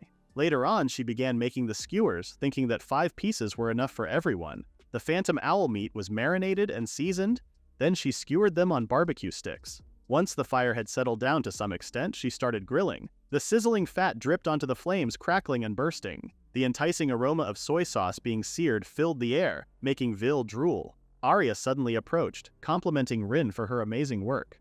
She touched her lips, saying that the meat smelled very good. Arya was amazed by the delicious aroma, while Ed was excited that the meat was cooking. He couldn't believe that someone in their party could actually cook decently. Meanwhile, Vil kneeled at the prolonged agony of waiting, while Senyon only stood there with the same amount of longing. Senyon was impressed that Rin had handled everything so smoothly, and it was a world of difference compared to Ed and Vil's approach. Vil was baffled at Senyon's audacity to say such things, as he was in no position to say anything. Just then, everyone collectively stared at Rin as if she were some saint. Rin got anxious because if they kept looking at her with those sparkling eyes, she would just feel guilty or apologetic. After all, she was just cutting and grilling meat. Bro, she grilled a bird, not parted the Red Sea. If she had the chance, she wanted to marinate it with grated onions, and when eating, she wanted to add tomatoes and lettuce. Since she didn't have the ingredients, she only had the meat. She started to worry if she really deserved to receive such high praise. She started to get all frantic, wondering if it was really okay. Not long after, the Phantom Owl's sweet and spicy yakitori was finally ready. It was a simple dish, more like grilled meat or yakitori. She then told everyone that if they liked, they were free to have some. Everyone's eyes sparkled with awe and they gladly took one for themselves. Vil acted nonchalantly, apologizing to Rin for the group's behavior. However, his act quickly faded as he grabbed a skewer for himself. As everyone took a bite, Rin stood there waiting for their reaction. Arya and Ed thought it was delicious and they were amazed at how Rin was able to make it in no time. Meanwhile, Senyon silently ate at a nearby bench, relishing the skewer. While displaying very refined manners, he was devouring it with tremendous speed. Just then, Ed poured some booze for himself. Then he kept eating. Despite the skewer being hot, he kept on digging in, making everyone around him concerned. After a while, he screamed that the food was delicious. He noticed that Rin was looking at him weirdly, so he gave her a little thumbs up. Judging from the unstoppable eating and the radiant expression, it felt pleasantly satisfying to Rin. It had a better outcome than she expected, which made her glad. At least it didn't seem like it didn't suit their taste, so she was relieved. Now that the tension was gone, she decided it was time for her to eat too. As she took a bite, she was overwhelmed with surprise. It was freshly caught meat, so she thought it might be tough, but it wasn't at all. Thanks to the spices, there was not even a hint of gaminess, just the meat juices infused with the sweetness of sugar dripping as she chewed. She went on to eat everything until there was nothing left. She was a bit disappointed to know that she ate it all more easily than she thought. I think Vil is more disappointed that she didn't leave him any. Suddenly, Rin was shocked when Arya suddenly hugged her from behind, telling her that she loved it. She freaked out since she could feel Arya's enormous chest hitting her right on. Seemingly oblivious to Rin's dilemma, Arya snuggled her head onto Rin's neck. Rin quivered, prompting Vil to voice out his concern for her. Rin thought Arya smelled nice too and she was very soft. Rin just couldn't resist. Rin got hit with the forbidden pillow combo. Just then, Rin broke off from the hug but Arya held onto her hands. She then told Rin that she was looking forward to the next meal from now on. Ed did too while Senyon complimented the grilled meat. Hearing all that, Rin guessed that this meant she passed the test. Just then, Vil turned to her, asking if they should go inside and introduce themselves. Rin was surprised while everyone else agreed to Vil's plan. Rin introduced herself to the team and she told them that she had been recruited as a cook. She promised to do her best, so she asked the others to take care of her. Just then, Arya introduced herself, highlighting that she liked her meat rare and that she liked sweet things. Ed told Rin that it was nice to meet her and he said he was fine with anything, be it meat, fish, or vegetables. Senyon introduced himself next and he told Rin it was nice to meet her. He complimented Rin for the grilled meat earlier, though he had already said that for the second time. Why they all acting like she's taking orders at a restaurant? Rin knew that self-introductions are the basics of building relationships, so she tried to greet everyone. However, she didn't expect to get food preferences in return. This made her think that they had high expectations, so she must do her best. Just then, Senyon called out to Vil, informing him that he had received a request for tomorrow's task. He asked if Vil would join him, and he specified that it was a gathering request in the nearby forest. Vil thought about it for a bit, then he agreed to join Senyon. However, he mentioned that if they were going outside the main gate, then Rin would need an identification card. Now that Rin heard that, she realized he was right. She didn't have any official identification or anything. This made her frantic. As she didn't have any form of ID, it would be difficult to enter anywhere if she went out like that. Vil said that it would be better to have the guild issue an ID card now, and it should be open. Arya asked if they were leaving early, and she suggested registering before tomorrow's departure. However, Senyon argued that it was better to do it earlier. In Vil's case, if they waited until tomorrow, there would be a possibility of forgetting it in haste. Ed agreed, especially if they got engrossed in delicious food. Meanwhile, Rin thought it could be quite harsh depending on how one would hear it. Vil, on the other hand, wasn't bothered at all. Just then, Senyon told the others to meet at the main gate at 6 o'clock. Since they wouldn't be encountering strong enemies, the equipment didn't need to be extravagant. After all, sharing important information was crucial. Hearing all that, Rin realized that from the meeting and destination to the mission details and precautions, Senyon seemed quite competent, as he could handle everything without being told. She started gushing at the sight of Senyon, thinking that he was handsome and capable. She wondered what was up with that, as it seemed unfair. She thought it was too much to have it all. Then, out of nowhere, Ed hugged Arya. He was looking forward to seeing her again tomorrow, but Arya only cared about the meal she would have. Meanwhile, Rin fangirled at the couple, thinking that the beauty of a handsome man and a beautiful woman was picturesque. Then, to Rin's surprise, Vil held out his hand to her, asking her to go with him. She took Vil's hand and she went with him, all dazed. She wondered somehow that she could feel everyone in the party giving her lukewarm gazes. It was to prevent her from getting lost, as it didn't seem like Vil had any ulterior motives. Later on, Vil and Rin reached the town. She tried to keep up with Vil's pace, but she soon ran out of breath. She started to complain to herself, realizing just how different people with long legs are. Bro's walking like it's a Nike ad and she's in a survival arc. Vil apologized for being in a hurry, but Rin argued that it couldn't be helped. Vil didn't consider her pace, so it was his mistake that he was sorry for. Still, Rin protested, and she thanked Vil for his kindness. However, at the back of Rin's head, she knew this wasn't good. Aside from being on cooking duty, carrying luggage meant they had to walk quite a distance with everyone. She really needed to build up her stamina, and she should take exercise more seriously. Now that she thought about it, she asked Vil how they managed to pass through the main gate that day. Vil explained that he showed his identification card and said that there was someone who wanted to become an adventurer. That was how they got in. That was why it was important to make an adventurer's card as soon as possible. It would be troublesome otherwise. At that moment, Rin realized that if she caused any problems, Vil would also face some kind of penalty. So he acted as her guarantor. She guessed that was why he asked, "You said you wanted to be an adventurer, but you haven't signed up yet." Thinking about that, Rin realized that she needed to hurry. For now, Vil planned to present Rin as an ordinary person who came from a distant place. Rin left the matter to Vil as she didn't know about this world or how to communicate. Since Rin ended up alone, she might just use her skills for carrying luggage and embarking on a journey with Vil. They would use that story, though it was quite a heavy one. She was now convinced about using the summoned as a saint from another world narrative, which was much better than telling the truth. Just then, she asked Vil how to register at the guild. He answered that they would use truth verification magic, making Rin curious. According to Vil, they didn't have something like a status check that was done in manga or something similar. It seemed like they preferred performing a truth verification instead. This is a magic used for the documents required to make an adventurer's card and the applicants themselves, and it determines whether what is written is true or false. Even if someone else writes the documents, it can accurately perform the verification. It is a high-performance tool. Rin finally made sense of everything, and she finally understood why it became such a setting and place. The fact that she came from a distant place, and the fact that she thought of utilizing her skills for carrying baggage were not lies either. After all, she came from another world and she became separated from both her family and friends. Besides, the camp RV could also carry luggage. This made Rin stare at Vil, and she remarked that he had prepared well. Later that day, Rin and Vil headed to the Adventurers Guild. Rin's eyes sparkled as soon as she saw the interior, as it glistened in all its glory. Just then, a white dog dressed in a maid's uniform approached Vil, asking him if he was there for something related to the Adventurers Guild. Vil recalled that the dog's name was Sheila, and he told her that he wanted to request a new registration. Meanwhile, Rin was surprised to see a dog dressed like Sheila. Vil then explained to her that Sheila was a kobold, and he asked if it was her first time seeing one. Rin explained that she knew it only in fiction, like in stories. Just then, Sheila smiled at Rin, making her heart flutter. After that, Sheila told them to fill out the application form at a nearby table.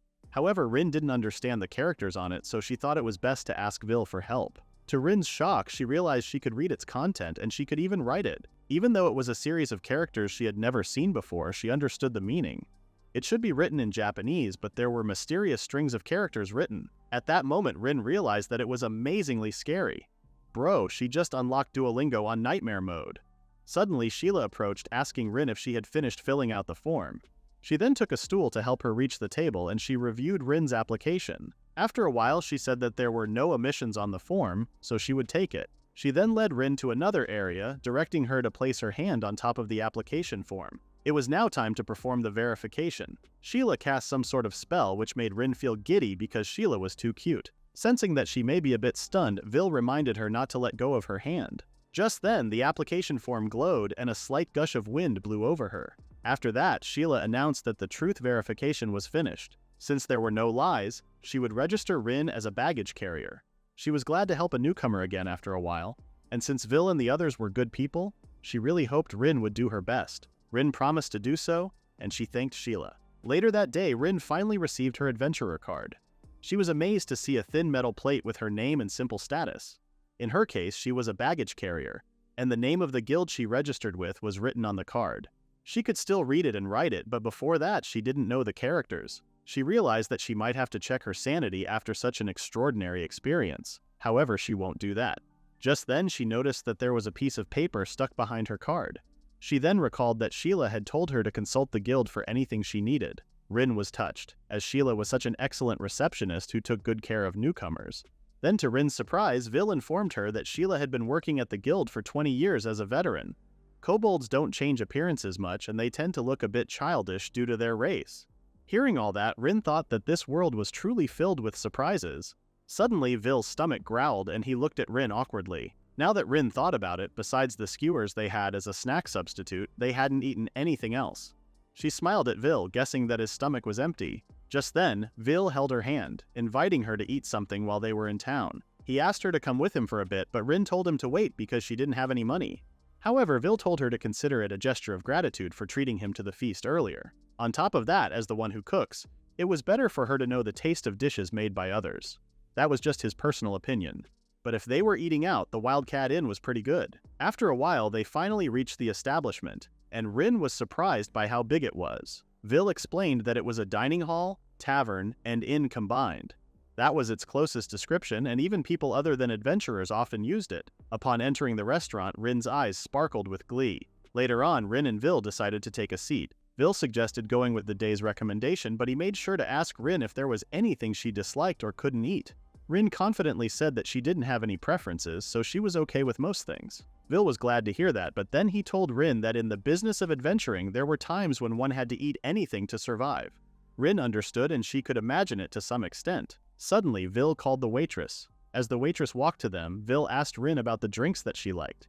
He suggested that they both have gin, but Rin wanted the fruit water. She did like alcohol, but she was still a bit nervous, so she couldn't afford to have it yet. Once she got used to it, she would try the alcohol from another world. Or rather, she would definitely drink it someday. Later on, the waitress brought them a random fry, and she apologized for making them wait. Rin's eyes sparkled at the sight of the food. It was a fry where anything goes, without any lies. Even though adventurers didn't have money, they could still eat delicious foods because they brought ingredients instead of money for drinks.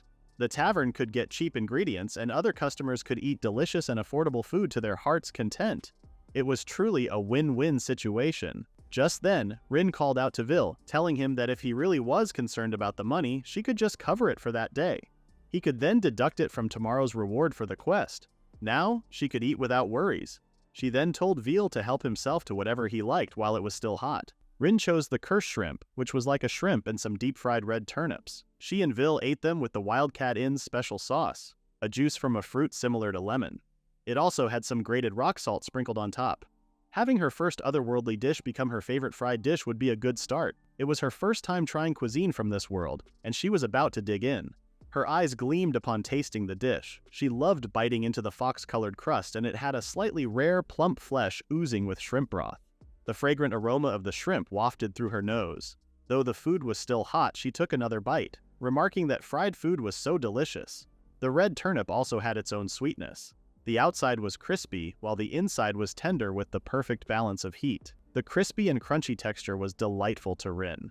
Although deep-fried dishes could become greasy, the Wildcat Inn's fry had a lighter batter, and the acidity and refreshing fragrance of the lemon prevented it from feeling oily. It was so good that Rin felt like she could eat it forever. Finally, she gulped it all down and felt the bliss she was expecting.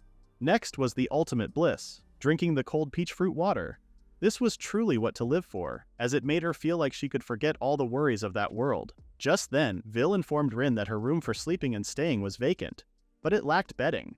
However, Rin told him not to worry, as she would be sleeping in the camping van. Vil was shocked to know that she could sleep inside that car because it was very convenient. Meanwhile, Rin was lost in thought. She expected that the mountain-sized fry was too much for just the two of them, but while they talked, it disappeared in no time. As they finished their meal, Rin recalled everything that happened, from Vil's invitation to meeting the party members and receiving her first adventurer card. Remembering all that, Rin told Vil to do their best on the gathering quest tomorrow. Rin was amazed that she simply had to place her hand on the application form to verify it. Truly, magic was incredible. She gazed at her palm as she thought about this, causing Sheila to ask if she had cut her finger on the paper. Sheila held her hand, and upon seeing the kobold's fluffy hands, Rin fainted from her cuteness. Girl saw one paw and her fight or flight chose collapse. Vil asked what was wrong and if she was okay. Rin felt like her heart had been shot as Sheila was too cute for her. As she continued to freak out, Vil asked if she was okay or if she needed some water. Rin was excited about having new clothes, but she was also devastated because she used Vil's money. She recalled Vil saying that she would definitely stand out with her outfit. However, he also warned her that wearing a cape all the time was going to be tough. And just like that, it became a flow of buying. After shopping for new clothes, Rin thanked Vil and promised to pay him back. She was anxious at the thought of it, so she screamed in Vil's face that she would definitely pay. She thanked Vil again, this time calling him formally. She didn't know if she could pay it off with that request, but she would return the money properly. This time, Senon and the others received a delivery request, which involved collecting items and delivering them to the guild to complete the request. It seemed to be a collection request mission. It looked like the surplus could also be sold to the guild, and there were requests tailored to the level of both beginner and advanced adventurers. Before starting the quest, Vil informed her that once they arrived at the site, everyone should spread out as they saw fit. However, he suggested that it was better for her to team up with him. That was what he said, and so it was done. They were in the forest for the practice of collecting, and it was a little away from El Lage. Finally, the task began, and everyone went to their respective areas. Arya went with Ed, and Senon left on his own. Once they were alone, Rin asked if it was okay to spread out too much. That was what she thought, but there weren't many strong monsters there, so there wasn't much to worry about apparently. In the first place, adventurers frequently entered the forests and woods near El Lage for commissions, so there weren't many strong monsters or groups of magical creatures. But to Rin's surprise, a massive footprint of a large beast was imprinted on the ground below her. She instantly panicked and realized that monsters in the area really did exist. That's not a footprint, that's a foreshadowing. However, those monsters tended to avoid human presence and reside deep within the forest, resulting in fewer opportunities for encounters. If that was the case, she thought it would be fine to take on subjugation requests. However, if Vil, their guard, was absent and they happened to encounter a formidable foe, their front line could be breached. That, or they could lack the firepower to deplete the enemy's health. That seemed to be the decision made. However, she did think that one could never be too cautious when it comes to safety margins. Just then, Vil suggested gathering items for requests and potential exchanges around that area. Upon hearing that, Rin did a little stretching and she planned to start using her survival skills. She also reminded herself to be careful and not stray too far from Vil. With that, they commenced the collection request. As they went through their task, they found some tiratak that he wanted to sell. Vil answered that it could be sold, but it wasn't worth much. Around 100 G, they would only get 5 iron coins. Rin thought about the amount and she asked how much that would be in their world. Vil couldn't quite grasp it because he didn't know the buying price in their world, so he did some thinking. According to Vil, the average price for a one-night stay at a nearby inn was about 2 copper coins. For a light meal, it seemed that one could eat for about 5 iron coins. The currency included iron coins and gold coins, and counting was based on the decimal system. There was also a platinum coin above the gold coin, but it wasn't in circulation much. It seemed they were used only for very large transactions. There was also a lower denomination below the iron coin, such as a small or meager coin called zeni. It appeared that this unofficial money was not officially recognized. So if they gathered 100 G worth of tiratake, they could have a light meal, and if they gathered 400 G, they could stay overnight. Vil finished explaining the whole concept to Rin and she finally understood. G was the unit for weight and M stood for a unit of length. It was kind of similar to Japan in a subtle way, and even the units of time could be easily understood without difficulty.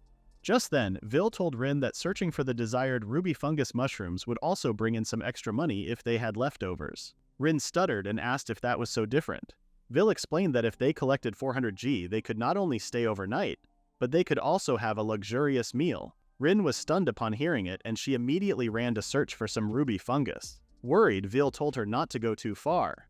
After a while, Rin finally found the one that Vil commended, the ruby fungus. It was a high-quality mushroom with a bright red umbrella and a yellow stalk like a ruby. The color and appearance might seem toxic, but in reality it was non-toxic and had a delightful aroma and taste. All of this was reported to her by Survival.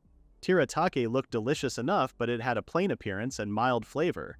And when compared to the visually striking and rich-tasting ruby fungus, it lost out in terms of visual impact and intensity of flavor.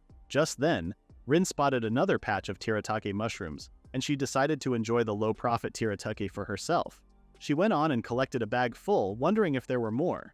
As she walked around, Survival showed her an arrow, directing her where to go. It seemed that consciously using it was very convenient for Survival to search for edible items. It automatically gave her warnings when danger approached, and it also informed her whenever there was food in the vicinity. One of those items was kuroyamogi, an edible plant. It was more commonly treated as a medicinal herb rather than food. The mature ones had tough veins and strong bitterness. Soft, young leaves could be eaten, and they were also used in sweets. It was used as an ingredient for medicinal water and ointments, among other things, and had various applications. Rin shouted in joy, claiming that this was it. She called out to the plant as if it were a person, and dubbed it an acupuncture therapist and the reliable partner of moxa treatment. She couldn't overlook this, so she had to secure it no matter what. She didn't expect to make top-grade moxa, but she should be able to manage at least average to inferior quality ones. It might not be suitable for direct moxibustion, but it seemed usable for indirect moxibustion, warm moxibustion, and even moxa heat pads. Rin was so hyped up that she was suddenly filled with motivation. Since it could be used for sweets as well, she wanted to collect both the young leaves and the mature ones. Elsewhere, Vil was picking mushrooms when Rin suddenly approached him. She asked if they could sell the kuroyamogi, so Vil replied that it was used to make antidotes and medicinal ointments, but it didn't fetch a high price since it grew everywhere and anyone could collect it. Rin was surprised to hear it, and she grew excited because she could use it without any hesitation. With that, she went on to collect as much kuroyamogi as she could. However, before she could continue, Survival gave her a warning sign. Rin quickly got worried, remembering the last time when her life was at stake. Vil quickly protected her, informing her that something was nearby. He told Rin not to worry as he would take care of it. Rin was reassured that everything would be fine because Vil was there. Then, to Rin's surprise, a big frog appeared in front of her. It was a docile demon creature that moved slowly. It was deemed not dangerous as long as it wasn't touched. It can secrete a milky toxin from its ear glands and skin warts, so contact with the skin could cause mild inflammation. Rin was horrified at the sight of it. Though she didn't particularly dislike frogs, she was okay with touching them too. However, its size and emotionless eyes creeped her out. Its eyes said, "I've seen things and you're next." Just then, Rin continued reading the information that Survival was showing, and she found that the frog's flesh was non-toxic after removing the skin. Unfortunately, it was said to be tasteless and not suitable for consumption. Vil then told Rin that the frog didn't taste good, even if it was boiled or grilled. As long as it didn't attack them, he thought it was fine to just ignore it. Considering the effort it would take to defeat it, he didn't want to bother with it. Rin understood and asked if it was because the frog was poisonous. Before Vil could answer, the frog suddenly moved, making Rin tense. However, it merely turned its back on them and left peacefully. Rin instinctively knelt down in relief, as things like that still scared her even though it wasn't very dangerous.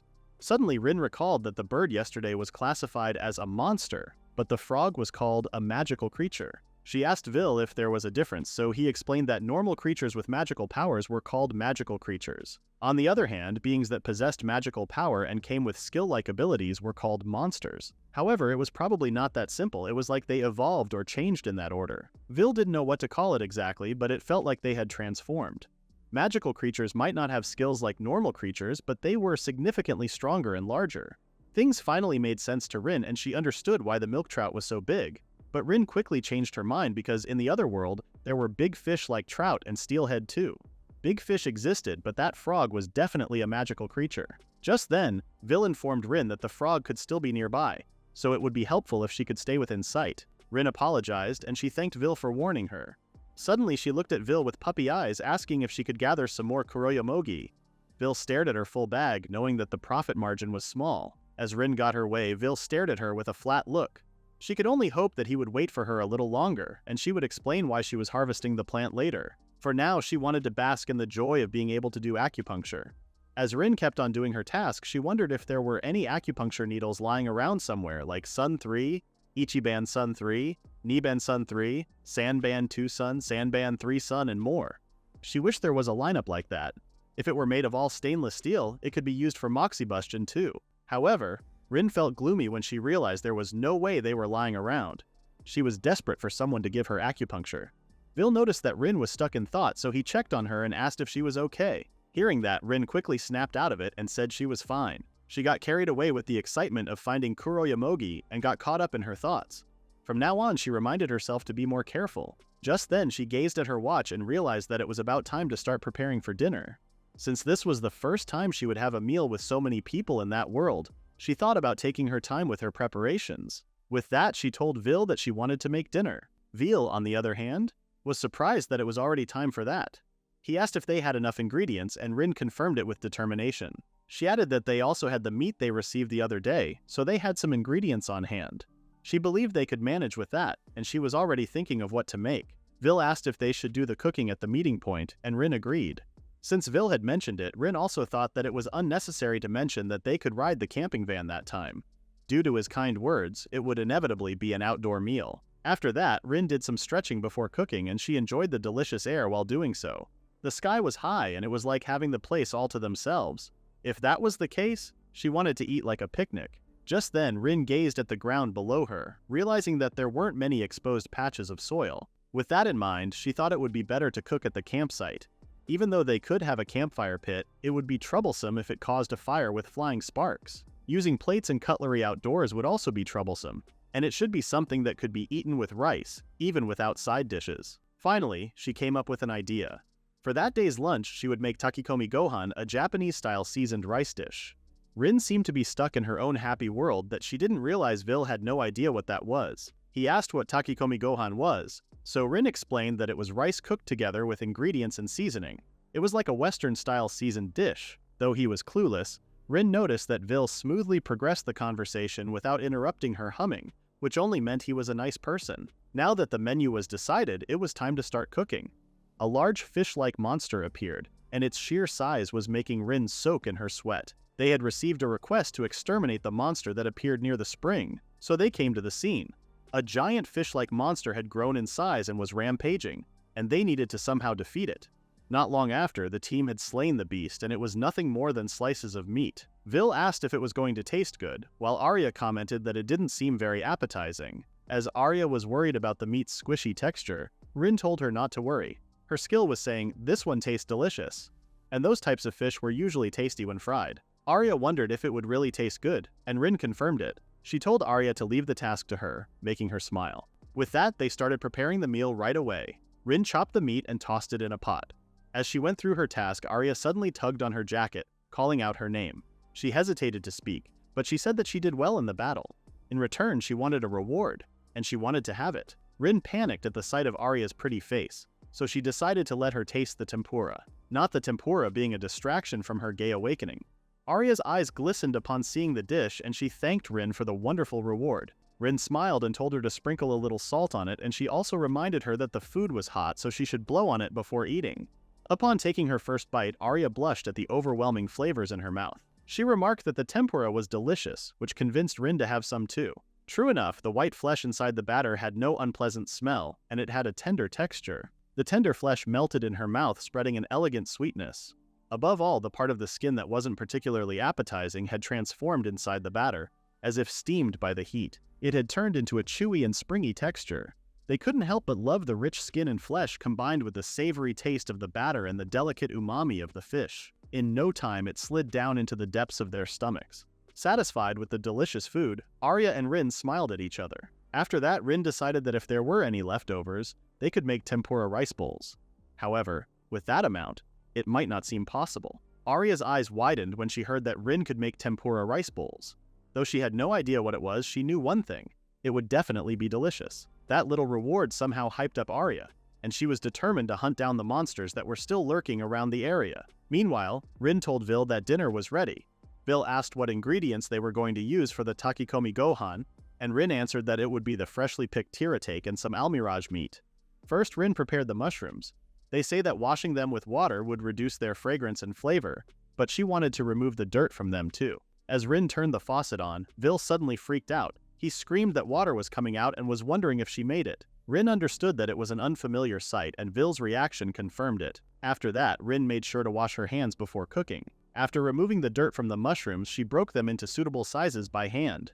She could have used a knife to cut them, but she felt like the flavor would seep in better from the cross-section, so she preferred doing it that way. While the mushrooms were draining in the sieve, she prepared the almiraj meat. Thanks to the fridge, its freshness hadn't deteriorated at all. She then cut it into bite-sized pieces and massaged them with a mixture of soy sauce and sugar to marinate. After that, she took out some pans, thinking that it was easier to cook the ingredients first for takikomi gohan. Vil wondered if that was so, as he thought it was easier to simmer everything together as is. Rin corrected him and said it was simple.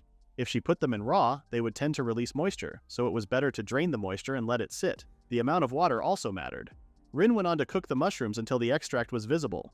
It was delicious, but when simmered raw, the rice would become watery. Meanwhile, Vil felt like the flavor didn't penetrate well. However, Rin explained that if they drained the moisture like that beforehand, they could cook flavorful rice without it becoming watery.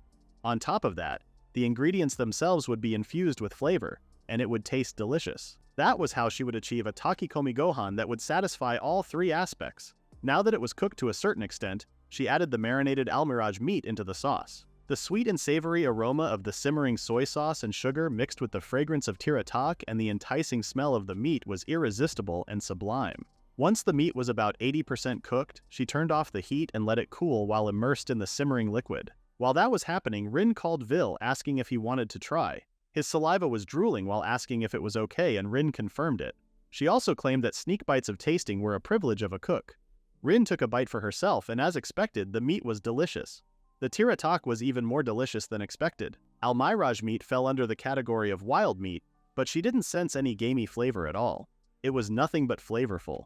It had a tender and chewy texture, more so than chicken, and with every bite, a hint of sweetness clung to the tongue. Unlike chicken, which could be dry in certain parts, it had an overall moist and smooth mouthfeel. Vil was surprised, though he already knew almiraj meat was delicious. However, when tiratake was prepared like that, it absorbed the flavors and became even more delicious. The tiratake had absorbed the deliciousness of the meat and its own concentrated essence, and despite being underappreciated, it turned out incredibly delicious. The crunchy texture remained even after cooking, and it was incredibly satisfying.